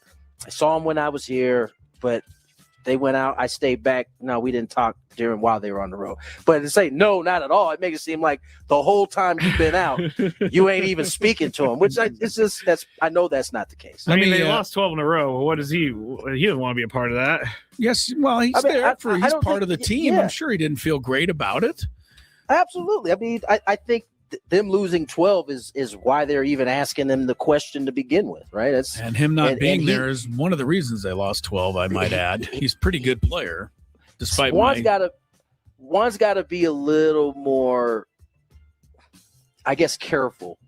And I don't know that he has grasped that yet, because he does answer again, we get on athletes for asked and truthfully. He certainly answers truthfully all the time. Because he could have been like, I talked to a few guys, and then they go ask those guys, and they're like, no, we haven't heard from them. And that's a bigger problem. Now I'm going to sound like an apologist for Juan Soto, but he's also from the Dominican Republic, right? We just assume that all these guys have perfect and understanding of English, and I don't think that's 100% fair. Yeah. I mean, even if I knew Spanish, if I got the question down in Mexico City, with my, local soccer team, maybe I wouldn't quite get the answer correct in the way it should be delivered all the time, because that's not my first language. I think the language thing pops up in how the delivery of the answer sometimes. The delivery, and that's kind of what you're talking about, because he basically said he doesn't talk to his team, but how it sounded bad was the way he was kind of flippant about it. Also, who is it SNY that is the Mets channel? They also clipped that 15-second thing and played it like 60 times. I bet. That's just New York. That comes along with signing there. True. You know that going in. So if you don't like that, give the money back. I don't blame SNY for doing what they do. Number 4. Another thing that's happened, Dave Roberts has been involved in some controversies this week, but the Otani rule has caused a big old hullabaloo this week, with Craig Counsell commenting on it, the Cubs manager. Dave Roberts also said it is an advantage, but then said, quote, "We're more than willing to have other teams to go out and find a player that can do both pitching and hitting. Shohei is an exception because he's an exceptional player," end quote. It has been debated a ton this week, but nothing is going to happen about the Shohei rule, so I'm not going to talk about that. Chris, did the Dodgers find Shohei Otani, or did they buy Shohei Otani? I don't know that he was hidden to begin with. Yeah, I think they intercepted him, didn't they? I think he was on his way to Toronto, and they replaced that other guy. I forgot. Brought him in. They did some crazy in-air switch. It was a shenanigan that brought Shohei to them. Well, I think the money had a whole lot to do with it. I don't think they unearthed him, if that's what you're asking. I mean, they've been spending 20 years scouting him, right? All right. Dave Roberts said what he said. Yes. We already, Tony, I just want you to know that I already answered this to him yesterday and said I was on Dave Roberts' side. I thought Dave Roberts' answer was perfect here. Dude, sorry. We got a guy. He's a one of a kind. He said, go get your own. Right. Go get your own. You can't find one, though. Tell me we wouldn't be saying the same thing if Otani was on our team. I think that's how you have to look at it, but I can't. Yeah. You can't. Yes. I want to say I would be against it. Like, sorry, We got to him first. We discussed this on the roundtable yesterday. I think we just make David Morgan a pitcher / shortstop, and then we bring up another pitcher. That's true. That you can just designate anyone. Why not? I mean, Jake is kind of a pitcher. So I'm just saying, why not? Take advantage of the rule. Tony, I'm not even going to ask you this, okay? You already answered. No, I mean, yeah, I did. Okay. He's in on it. Number 3. That was a tongue-in-cheek. Skraby wants to poke fun at Dave Roberts' question. Yeah, well, keep trying. Rams fans are convinced that head coach Sean McVay was not happy with the 13th pick being quarterback Ty Simpson from Alabama. Some think McVay wanted another playmaker on offense to help them get over the top, but they went with quarterback. And if you saw the press conference yesterday, it seemed like it was a little icy between McVay and GM Les Snead, but Arash Markazi tweeted this about the press conference. He said, quote, I think they were being respectful to Stafford, and this is what piqued my interest, who didn't love the pick. Being quarterback 1 this year and maybe longer, they've never drafted a player this high that isn't expected to play now. So, Tony, I'm going to ask you this. Is this the same thing as Michael Penix being drafted by the Falcons with Kirk Cousins at quarterback? Not even close. Okay. And listen, I think we just have too many internet experts out there reading body language. And I mean, I literally just saw a body language expert breaking down Sean McVay's body language. I saw Sean McVay glance up at the wall. He's pissed. Right? Like it's kind of ridiculous that these things pop up, but that's kind of where we are. Yeah, I can see why McVay, who is very close to Matt Stafford, was kind of like trying to project, I guess the word as Akash said was respect, right? Yeah. Like he didn't want to come off like, whoo, we got ourselves a quarterback. You know what I'm saying? Like that doesn't bode well for a quarterback that is still playing at a high level, and he probably knows he doesn't have a whole lot of time. And so, yeah, man, I think that's how you should handle it. Sean's smart. He understands that he has a quarterback in his building that is aging, but is still productive. But at the same time, he's got to look out for the future of this organization. So, yeah, I saw the press conference. I understood what was going on from the moment it started. All right, Chris, what do you think about this whole thing? I think what you're hoping is that this is going to tear apart the Rams organization forever and pave the way for the 49ers to take the title. I've been trying to break up Les Snead and Sean McVay for like 5 years now. Yeah, so I just think this is a very hopeful question on your part. A little bit. Okay, I mean, this is how it's supposed to be done, right? You're supposed to have a quarterback in waiting for when your aging quarterback is retiring. I also can't imagine Matthew Stafford would be too threatened by this Ty Simpson guy. So probably not. You know, for sure. Why should he be? All right. We got through this one, guys. Number 2. Oh, great. I didn't have a number 2. That's awesome. I'll move on to number 1 then. Okay, great. I like that too, Chris. Number 1. I'll come back to number 2. I'll find my topic. But number 1 is if you're going to be watching the draft tonight, pay attention to the 57th pick in the draft. Do you know why, Chris? I don't. Well, Heinz 57 is sponsoring the 57th pick. Lord. Oh, goodness. And that is a Pittsburgh company. It is. Okay. And they are the 57th pick in the draft is going to be receiving free ketchup for life and a red jacket. The Bears have the 57th pick. They control who gets the free ketchup. So, my question, and I guess, Chris, you're up first. Okay. What would be your condiment you would want free for life? You're not going to like it because I think some people don't care for this condiment, but it's your condiment. I'm a major fan of Best Foods mayonnaise. Okay, that's fine. And it has to be Best Foods. Yeah, I know. I know a lot of people that say black. Some people are that way on mayo, but I kind of can, go heavy on the mayo. Now, I will say that once my cholesterol level went up to about 450 one time, the mayo has lessened quite a bit. I had to cut back on it, yeah, because it can be bad for that cholesterol level. But I like mayonnaise. There you go. Sorry. Tony, what's your condiment that you would like for life? It's probably going to be ketchup. Okay. That's not probably going to be ketchup. I mean, maybe ranch, but ketchup's a more more versatile. And everybody You know what I'm knows saying? what happens. If you don't know, then you will now know. But if you mix a whole bunch of mayonnaise together with a whole bunch of ketchup, you get Thousand Island dressing. Interesting. I didn't know that. You didn't know that. I didn't know that's how you made Thousand Island. I can't see those two flavors combining. I for think it's Thousand delicious. I mean, most people like Thousand Island dressing. Oh, That's what it is.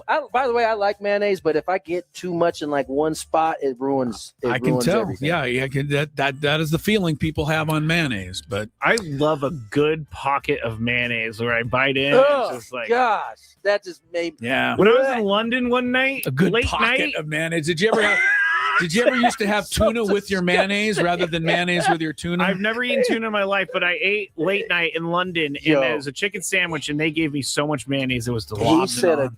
He said a good pocket. Oh my god! Like in the sandwich, just mayonnaise. I know it's gross. I like to eat frozen French fries. So I mean, I'm a weirdo. That's also very weird. I have to say, dude. By the way, best thing on a French fry, frozen or otherwise, is mayonnaise. Mayonnaise. Thank you to the French people for that. Did the French people come up with mayonnaise? I thought it was the English. I think that's a French thing, but we can agree to disagree. Okay, Brandon's saying Hidden Valley is the ranch. Hidden Valley is a kind of ranch. I like Hidden Valley. All right, let's go back in time. Number 2. Oh, you found one, huh? Yes, the Chiefs are going to unveil domed stadium renderings later this summer. We've already talked about this millions of times, but do you think the Chiefs should be outdoors, Chris? Where's the stadium? It's in the state of Kansas, right? It's moving states now. Yeah. I don't care if the Chiefs. It's too late, as far as I'm concerned. They already ruined the career of Tua and all the Dolphin players who had to play in that. So. Playing in that cold ass weather. Right. I don't care what they do now. It's too late. But yes, in general, I wish teams played in the elements. I like football in the elements, probably because I don't have to actually be in them.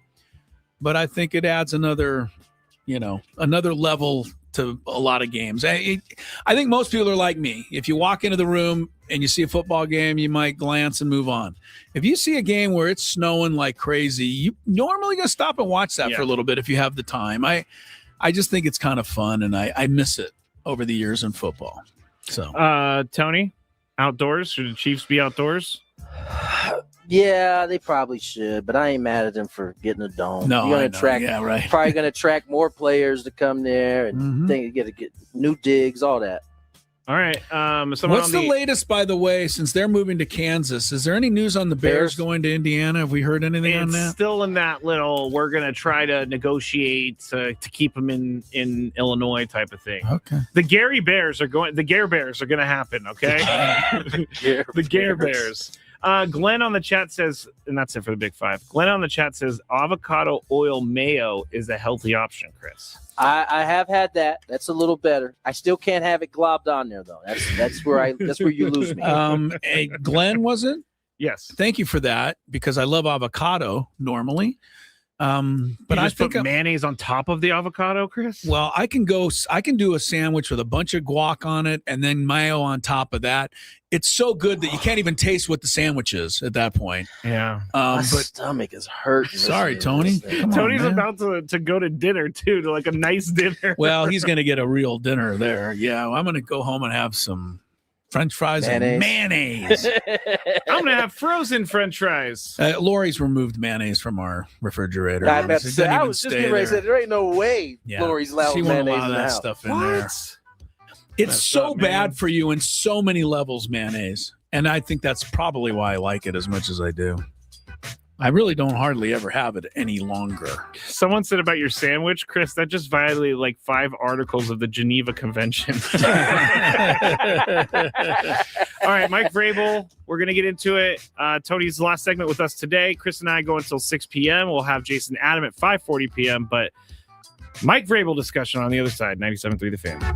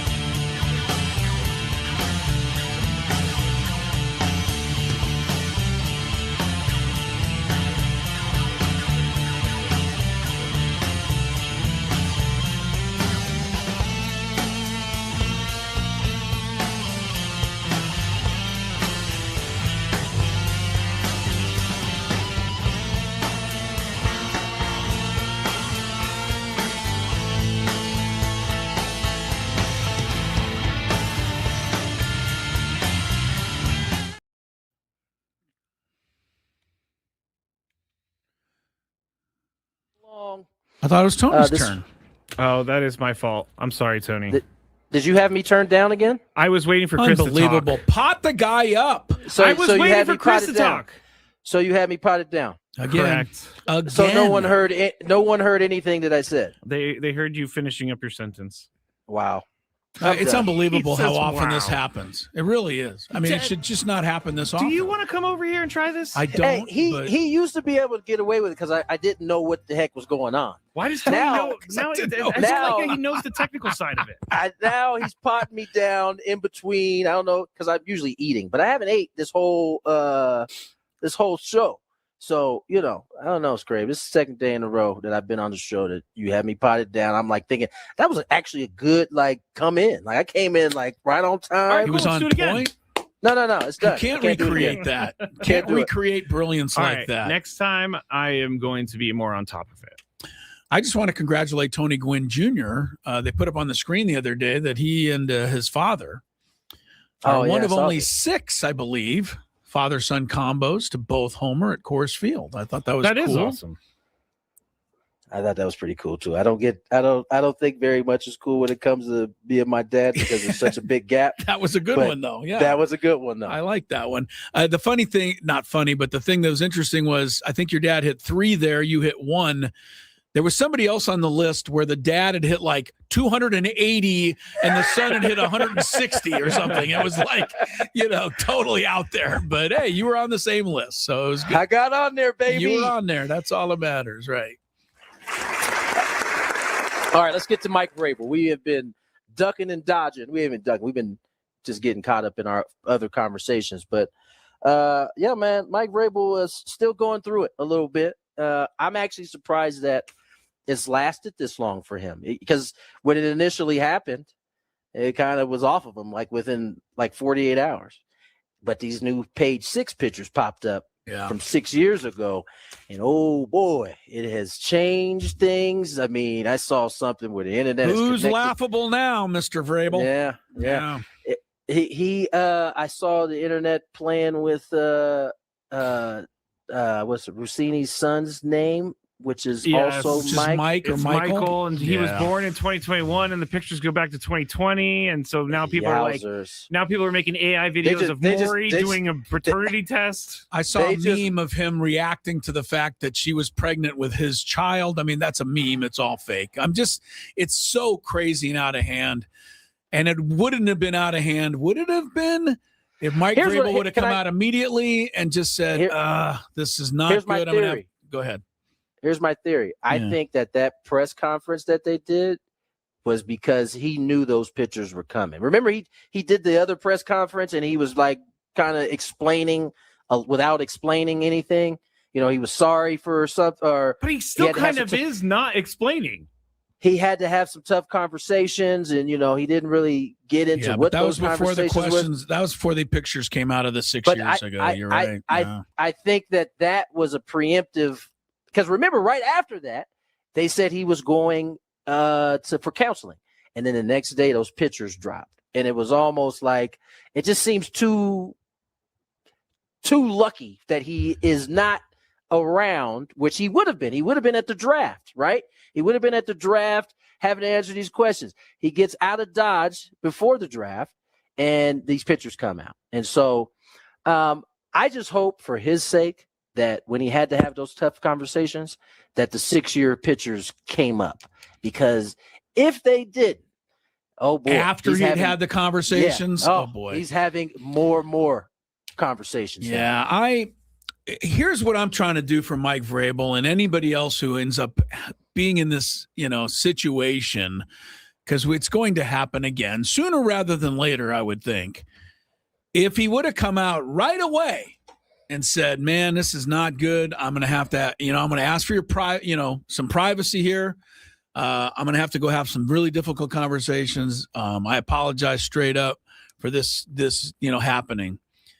I just think it would have been handled so much easier and quicker, but dodging everything always makes us go find more. We have to find out more. We get the appetite to figure it out.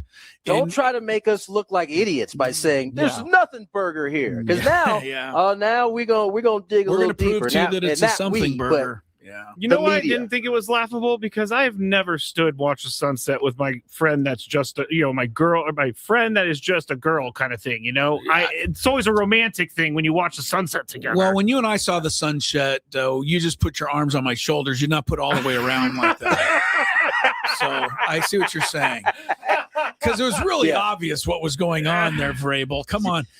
But the bigger thing that I think today, Tony, that you sent us earlier, and can you find the name of the lady whose Instagram post it was, so people can direct? I'll find it for you. Tiffany, I thought Tanya, maybe Tanya Fox.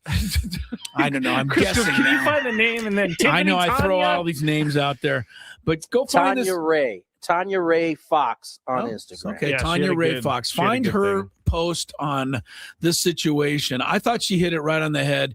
But the question she brought up, which is a pretty good one, is why have the Patriots been so supportive of Mike Vrabel after they were so unsupportive of the previous coach, Gerard Mayo, who, they just basically said couldn't get the job done, was not prepared, and gave a bad vibe and didn't really lead in the right way and was a distraction. And now this is happening with Mike Vrabel, and somehow they're giving him all the potential help and coverage they can give him. I do think it's a bit insane that they've already had, 2 different statements out, basically full throttle supporting him. Fine. But every coach that has been in one of these predicaments has been fired. Petrino fired. My man from Michigan gotta go. I know there was at least 2 or 3 more that I can't come up with at the top of my dome. Guys that have been caught kind of with, for lack of a better term, you get caught with your pants down, you lose your job. Yes, with someone other than their phrase, Skraby. With someone other than their wife, they have all taken. They've all lost their jobs. Right. And they've had, and it's not to say that they didn't get another one. I mean, I don't know about more yet, but certainly Petrino got a chance. Got 6 or 7 extra jobs on that one. But he also, I'm not saying he's a great guy or anything, but he also did get put into the afterthought for quite a while. Yeah. But I'm saying ultimately, no one came to his defense and was like, hey, we support this. What we support him 100%. Yeah, I mean the Patriots they're falling all over themselves to support Mike Vrabel, and maybe part of that is okay. You stick up for your guy, but why didn't you stick up, and haven't you stuck up for others not in similar situations, but others that are not going to the Super Bowl? I go back to Robert Kraft and just his own. Robert Kraft is a Hall of Fame NFL owner. And I'm not going to ever even think of taking that away from him. He's also responsible for mac and cheese, so we got to give him that. Another classic line. Do you eat your macaroni and cheese like a T-Rex with short arms too? If you want to hear that joke, go back earlier. I just don't think Robert Kraft is an all-time great guy when it comes to being caught in compromising positions. Thank you. He got caught with this whole mess with the massage parlor. The massage parlor. Yeah, see, I don't even want to remember the word. Yeah, the massage parlor whole thing. Robert Kraft, I think it was embarrassing to his reputation, at least somewhat. And I think it's difficult for him to look at anything that Mike Vrabel's doing and say, hey, that's something wrong with that. By the way, I forgot. Rick Pitino, right? His whole thing. He got fired from Louisville, right? There have been a ton of guys that have recently been caught up in scandal like this, and there was no hey, we got our guys back. And I think Chris is dead on. I mean, is it a coincidence that the owner has been caught up in his own kind of massage parlor scandal, and he's the boss, so ain't nobody firing him, but.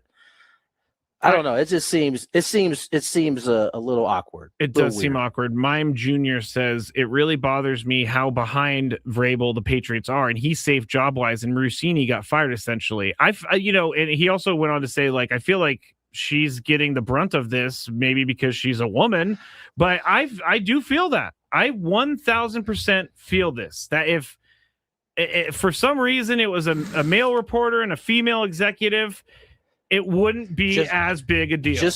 Just out of another one. What was my man's name at Ohio State? Got caught when he was the NFL coach? What, having a nice young lady sit on his lap when he's supposed to be flying home with his when he was supposed to be on a plane home with his team with the Jaguars. That went well for him. Yeah, Urban Meyer is probably as close to untouchable as there was, and he also lost his job eventually. I predicted this yesterday. Well, he did try to. He said, "Josh Lambo, I'm going to kill you if you don't make your kicks." That was the final straw. Yeah, Josh Lambo was like, "No, I am not standing for this." I'm still going to pick that Vrabel loses his job. I just think it's going to take a lot longer. I don't think so. I think I think this stuff's going to keep adding up and piling up and piling up. And I think eventually Robert Kraft's going to have to say, "Hey, the hell with my problems. I got to do what people think is right." So we'll see. Yeah, we will, because I'm not sure. You're not betting that. I'm not betting that. Robert Kraft loves Mike Vrabel. Loves him some Mike Vrabel. It's his savior. I mean, he literally hired him, and he went to the Super Bowl. Of course. He also gave him, according to the young lady whose Instagram post I want everybody to watch, they gave Mike Vrabel everything he needed to make a Super Bowl run. They did nothing to help Gerard Mayo. That is true. There's a lot to this whole thing. All right, let's get to break. On the other side, my man Chris, my man Matthew. Thank you. We'll take you the rest of the way. We got Jason Adam, too. Oh, yeah, Jay Adam. It's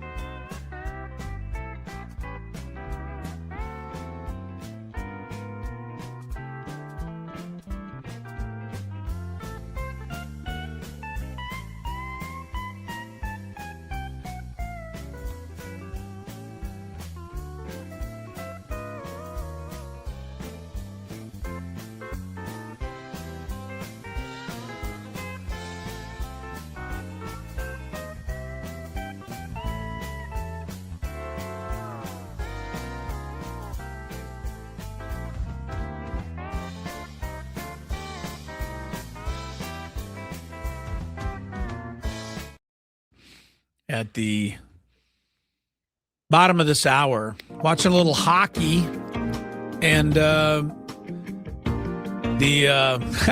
Montreal goaltender just got beat on a shot, and one of the Tampa Bay players was skating over to celebrate with his teammate. Montreal goalie didn't like that. No. Apparently, just gave him a quick shot.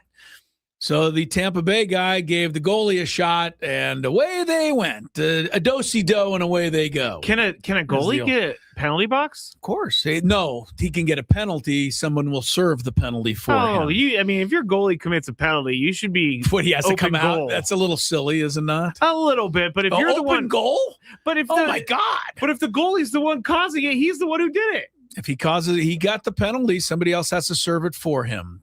Goalie gets to stay in the game. Who has to do that? Whoever the coach determines will serve the penalty. I used to honestly, every now and again when we were, on a deep road trip with the Gulls, I would joke to the coach, "Can I get dressed tonight and just serve penalties if need be?" I just thought it'd be the most fun thing to actually be like active for a game. It was absurd. It wasn't happening, but you could just have a player on the bench who serves penalties. I'll do it. Yes. The problem is if the penalty ends while play is in progress, you have to come out onto the ice while play is in progress. Okay, that would not be good. That would not be great. I don't know how to ice skate well enough. I do, but I don't think I'd make it across to the bench before something disastrous would happen. Lakers 17, Rockets 16. They're obviously just underway. We were looking for Austin Reeves in this game. He is on the roster here, has not entered the game. I don't know that means he's active or not. It's hard for me to tell by this box score. Kevin Durant is not active for this game. Rockets need to win. They're down 2-0. Halftime, Boston over Philly, 54-47. Joel Embiid didn't make it. Come on. Did we really expect that Joel Embiid was going to, work extra hard and get some extra, treatment so that he could be ready to play? No. Please. No. It's only his team's season that's at stake. Yeah. Can't get Joel Embiid interested enough to play. And it's hard for you or me to say. Maybe he's just really that hurt. I just find it hard to believe that he's always really that hurt. He is a large human being. I mean, the guy's an MVP talented player, and he just doesn't seem to want to play. Kind of like your Zion thing. It's an NBA. Hey, it's kind of an epidemic in the NBA. Zion has been full bore all year. Guys can't wait to get hurt in the NBA. NFL draft continuing. Skraby and I keeping an eye on it for you, just in case there's something to report that might interest you. There's nothing. And frankly, there isn't anything. Obviously to the, friends and family of these players and, fans of, let's say, Clemson. So they're excited about cornerback Avion Terrell being drafted. I'm sure they are. There's not a whole lot for us to be too interested in. They're on the 51st pick right now. When they get to the 57th pick, the Bears will chime in because that guy gets ketchup for life, thanks to Heinz 57. Oh, yeah, I'm waiting for that one. We're kind of excited about that. Can we fit in one Vrabel thought, and then we can one more Vrabel thought from Jake. Okay, on the chat, and it's right. Vrabel isn't getting fired because he's actually a really good coach. That's all the NFL really cares about. I know what he's saying, but what Tony's saying, and I'm speaking for him now, but Rick Pitino is a great coach too, and Louisville just wiped him right out of there. Usually these kind of scandals are so bad that it doesn't matter the stature of the coach. And you would almost think that Rick Pitino would have more power at Louisville than Mike Vrabel would have with the Patriots. But Rick Pitino did not survive it. So I'm looking because I don't Vrabel is. Yeah. I mean, I'll be honest with you, the details on the Pitino thing were sickening.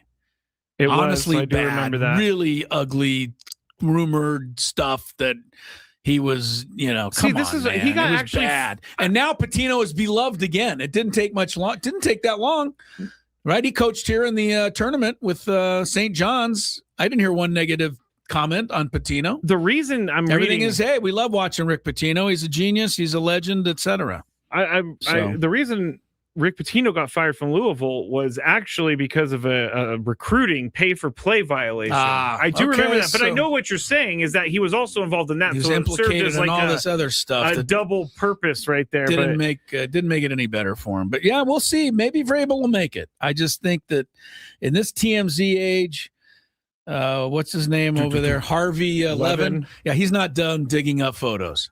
No, like he may come up with some stuff that just forces Robert Kraft to, forces his hand. We'll see. So we'll see where that goes. I almost kind of hope it does now. Don't you a little? Because, Rossini's paid the full price. She's paying the full price for sure. So shouldn't Vrabel?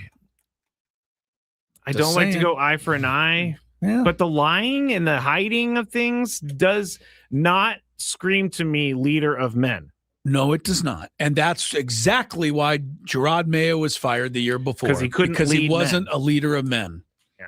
Yeah. That's anyway, the Patriots have to handle that. And, sure Patriot fans will say, it's all, bridge under the water. No, I think Patriots fans are a little torn. You think they'd like to see something I done actually here, maybe? Was watching some Boston news videos of reaction from Patriots fans, and there was one lady who was like, I don't know if I can cheer for this franchise anymore. Good for her. Because the owner, everything you've said. Right. And there was other people that are like, yeah, I love Mike Vrabel, but I'm not a fan of this. And so I think Patriots fans are a little torn. Nate, pretty is hard to look at Mike fan. Vrabel and not think of something a little, slimy. Yeah, Nate, if you have an opinion, please let us know because I know you're our resident Patriots fan.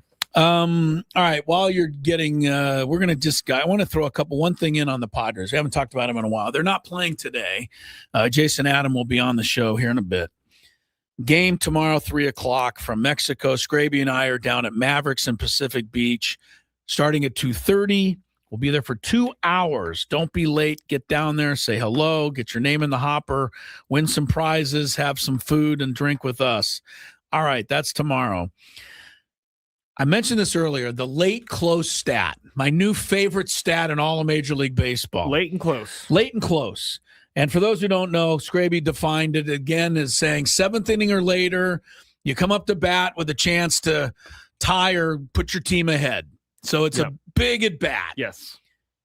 Padres in those situations this year are hitting .318. Their overall average is .234. OPS, late and close, .419. Overall, .310. They're 100 points better in the clutch. Slugging, they're almost 200 points better. .553, late and close, .372. And OPS, Padres .972, late and close, second best in all of baseball. I love it. .682, normally 24th best in baseball. The question is, Scrabe, is late and close a real statistic, or is it just a matter of happenstance and luck? Have the Padres just been getting lucky in the sense that they're getting hits at the right time in the game? Or is there something to it that this is just a team that is clutch? Because there are a lot of people who will tell you there's no such thing as clutch. It's just one of those things. You kind of get hits at the right time or you don't. So far this season, the Padres are getting them at the right time. Yeah, you know why I know that this is a real stat? Because they can't hit the first 6 innings, and then they end up hitting the last 3 innings, and it's been a trend. It has been a trend. The question, will that hold up? Will they stay late and close, or will they come back toward the normal number, which is the rest of it? Yeah. I got to believe that offensively they're going to have to get better. I don't know if they're going to win more games. There's no way Tatis is making it through the season 238 points below his OPS career. Manny has got to turn around. Manny's 202 below, and even Merrill is 142 below. And I just looked this up. Merrill has struck out now 26 times in 106 plate appearances. That is 24.5% strikeout rate for Merrill. So he's striking out 1 out of every 4 times. That's right. So Merrill, Manny, Fernando, that's, well, in the wrong order. Fernando, Merrill, Manny, 2, 3, 4. They're 17-8, and they're getting basically nothing from those 3 guys.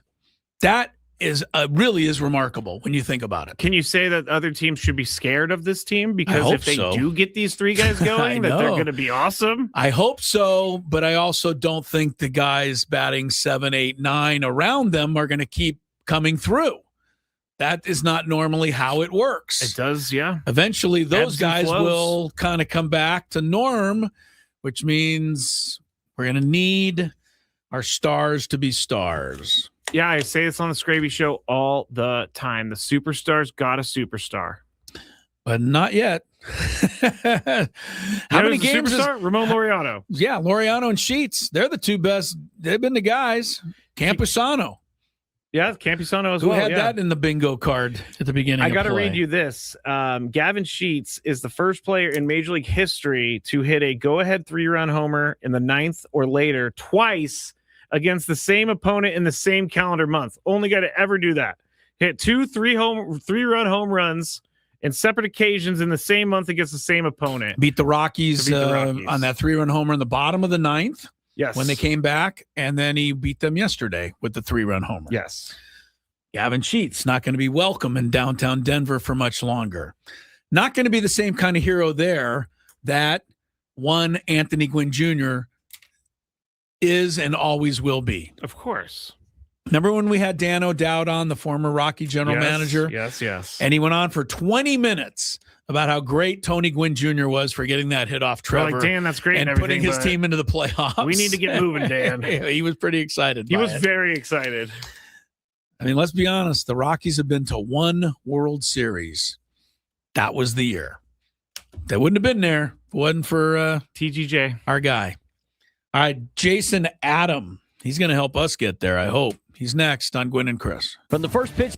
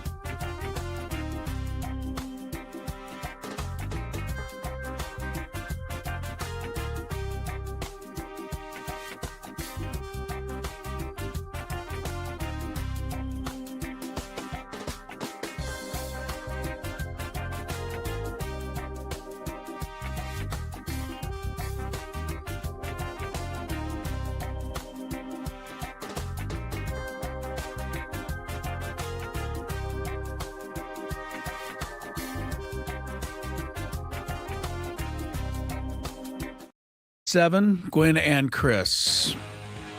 They're a little more than halfway through the second round of the NFL draft for those keeping track.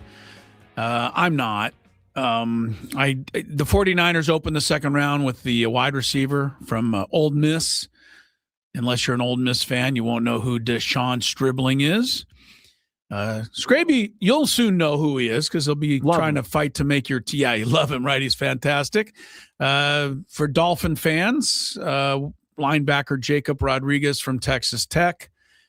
I believe that they did that because Zach Thomas went to Texas Tech, and they just think that makes sense somehow. I mean, Zach Thomas is like a legend, right? Yes, but that doesn't mean this guy's going to be. That's true. There haven't been any quarterbacks or anybody taken in the second round that you would really know of. So I will say the Patriots are picking right now.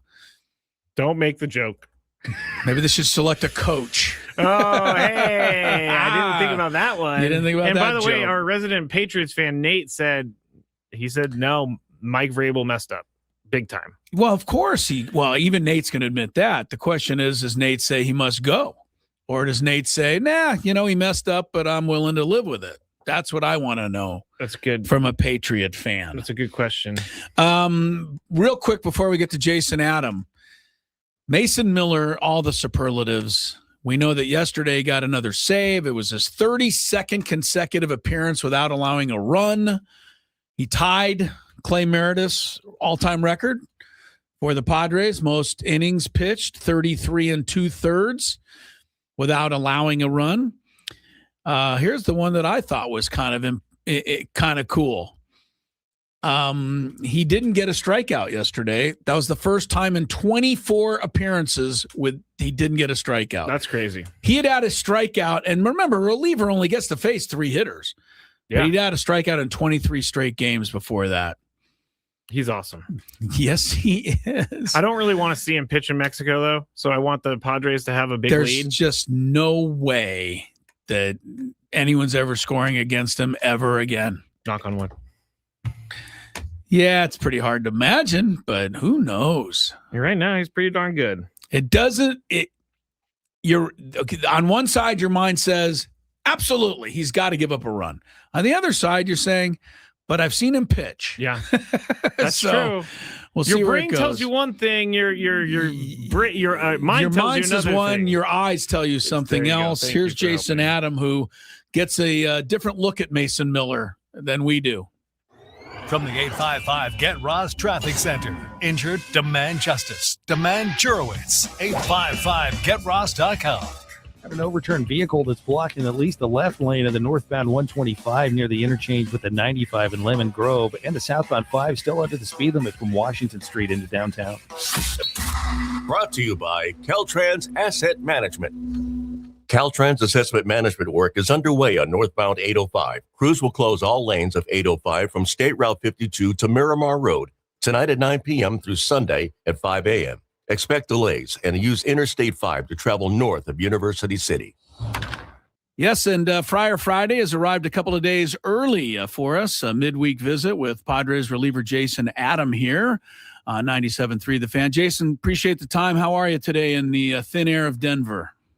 I'm doing fantastic. Yeah, thankfully, not a lot of cardio in my life, so I'm surviving. I know, because it's going to get worse for you when you go to Mexico City. Looking at you, the way you commanded the baseball last night, just for starters here, I was saying, I figure for you, this is a little bit of an extended spring training, even though it's happening during the season. Where are you right now with the feel for your pitches? And, it looked to me like you kind of found a little more control last night. Yeah, definitely. I think the control was definitely better last night. And like you said, it's early in the season for me and really for everyone still. We're still first month of season. So you're always working through kinks. And I'm learning now as I'm 34 that I thought I'd have it figured out by now. You are constantly adjusting throughout a season, throughout an off season. So, which is part of the fun of it. But yeah, I felt like last night was good. I think the nature of knowing that the ball doesn't move the same here maybe locks you in a little bit more on where you're trying to throw it. But yeah, really thankful. Freddie did a great job calling the right pitches and used the defense a little bit. Jason, elaborate on that a little bit. I mean, we heard Craig Stamon talk about his experience pitching here and understanding that your ball's not going to break as much. So you got to kind of start it in different spots. And all that's kind of in every pitcher's mind, I imagine, coming to this spot. But it does seem very rare that you go out, you have an outing where you throw the ball where you want almost every time in this stadium. Is that just more of like, when you step into this building, you're hopeful you can have one of those? Obviously your concentration's higher, but that's not always, end result though. Yeah, if it were that easy, we would all have 0 ERAs at the end of the year. But it is, like you said. So it is, there's an element of like, on the fastballs, it's not going to carry as much. So you just aim a little higher. Slider, if you're trying to bounce a slider, you aim a little lower, whatever it may be. But at the end of the day, you're just competing. Good pitches, it's still, regardless of the air and movement profiles, like hitting is really hard. So you have to remind yourself of that and not, I think you can get into trouble when you try to change too much for the elements. When the reality is, like, you watch BP, they hit a lot of balls hard, but they don't hit every ball hard, and they know what's coming. Right. The pitcher's trying to throw it down the middle. So I lean a lot on the fact that hitting is hard. And then so, that kind of relaxes me to try to do the job best I can. Yeah, there are 8 guys out there that can definitely help you out when they do hit it.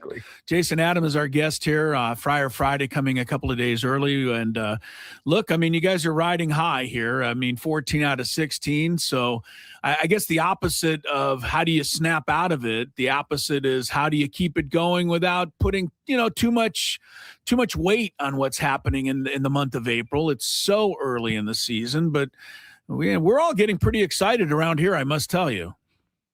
Yeah, I think you have to take it. The typical saying, game to game, but it is true. A win yesterday does nothing to help us get a win today. So we put everything yesterday into trying to get a win. Randy dominated. We got the run. Morahone locked it down. So we did that. Great job. Celebrate it. Move on. Today our job is to do everything we can to get the win today and the same tomorrow. And to enjoy, I think these streaks, you want to keep them going as long as possible, obviously, and so you should enjoy them. We work hard, but you don't want to get too high, just like you don't want to get too low when you hit a little skid. Kind of trust our process. We have a really good process laid out for us by Craig, Ruben, Fritz, all the staff, the hitting staff. So our job is to kind of deliver on that process and know that over the course of the year, with the talent that AJ's put together and Stein have put together, if we execute on the process they've given us, then I think the numbers are going to be in our favor. Jason Adams joins us here on Friar, I guess Wednesday, because we're not doing Friar Friday this week. Jason, let's talk a little bit about the knee injury. You were pretty confident. I saw you before spring. That you're going to be ready by the time the season started. Now, it was a tick late, I guess, but just talk a little bit about that. At what point did you turn the corner from that? Because I would imagine, considering how you hurt your knee, the pitching part was not the issue. It was, that first time letting it go and a ball being hit at you, how would you react? At what point did that part leave your mind and allow you to kind of clear all the rest of the hurdles? Yeah. I would say, honestly, there was a point in spring training, because like you said, pitching wasn't a problem. Getting arm speed back just because of the initial throws, with the weak knee and stuff, were slow throws. So that was a thing. But there was a point in spring training where I was doing sprints one day, and all of a sudden, the first one didn't hurt. And I was like, oh, okay. So before that, it was the first 2 or 3 were ugh. And then by 4, 5, 6, it's okay, there it is. But once I started, and then we're doing PFPs and I could break towards first. That was great. And then even in Anaheim, I gave up a run on it, which was bad, but I kind of lunged for a ball, went to the ground, and it didn't hurt. So it's you're just constantly checking mental boxes that help you feel a little more confident each time you go out there. Yeah.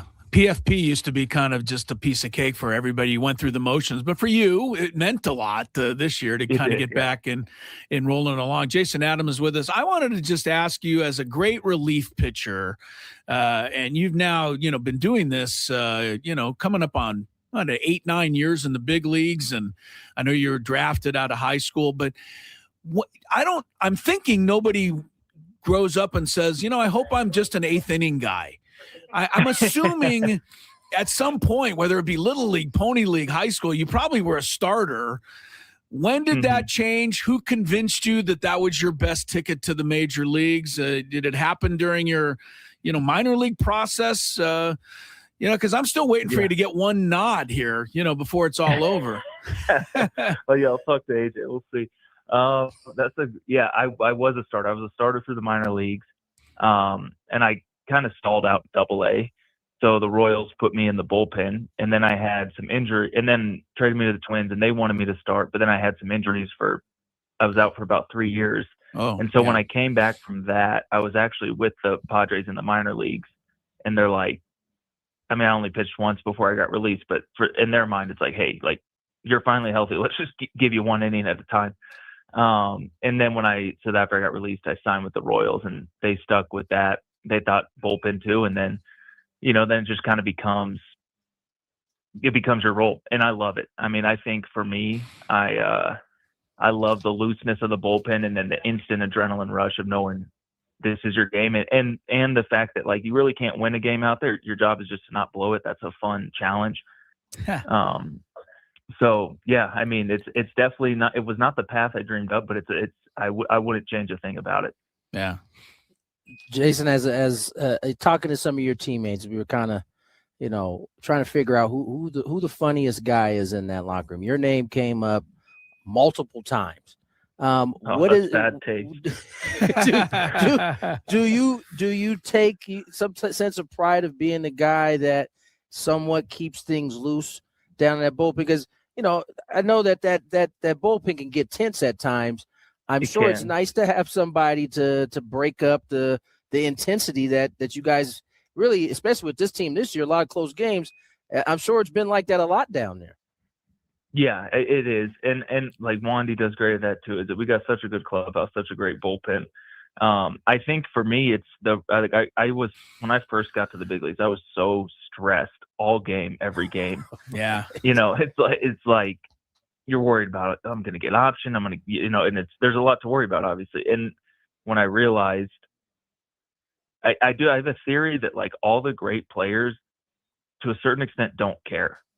Yeah. And it's not that they don't care about their work or their, but they go out there and they know they're just going to show up and they're good, and when they don't, they're like, that was weird. Like, it'll be there tomorrow.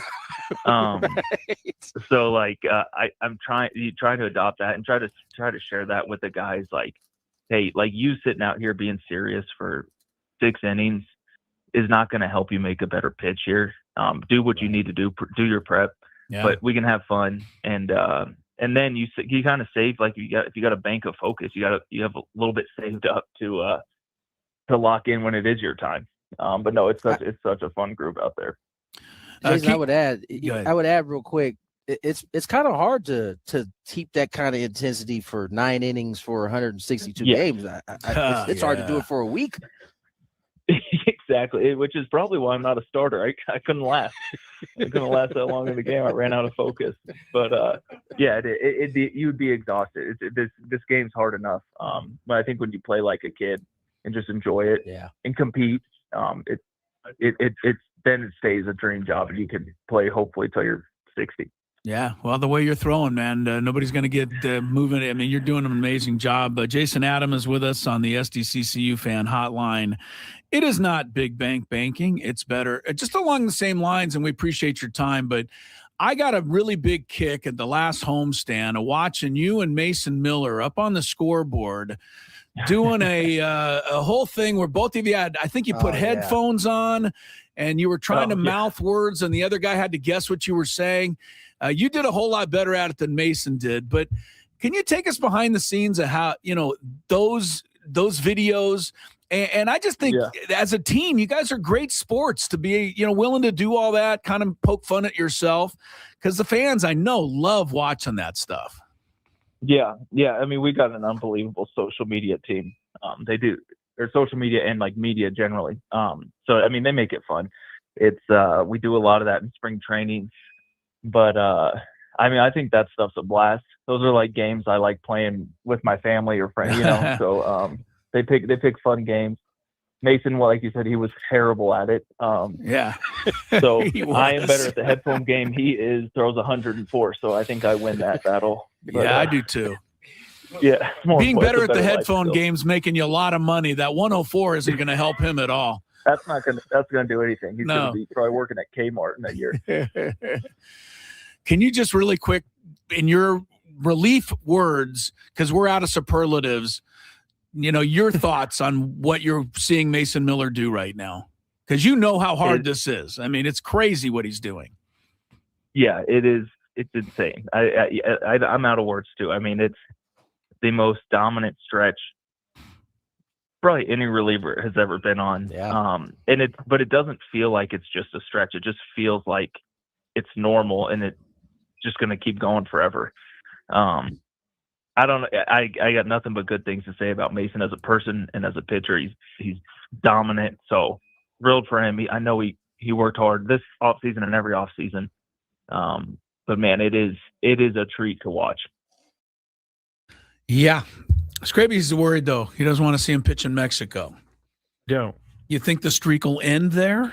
I just don't want to put him in a position where 7,000 foot a pop fly to short can go out of the ballpark. All the way out of the ballpark. It's not going to happen. Remember, they've been making more contact on him, Chris.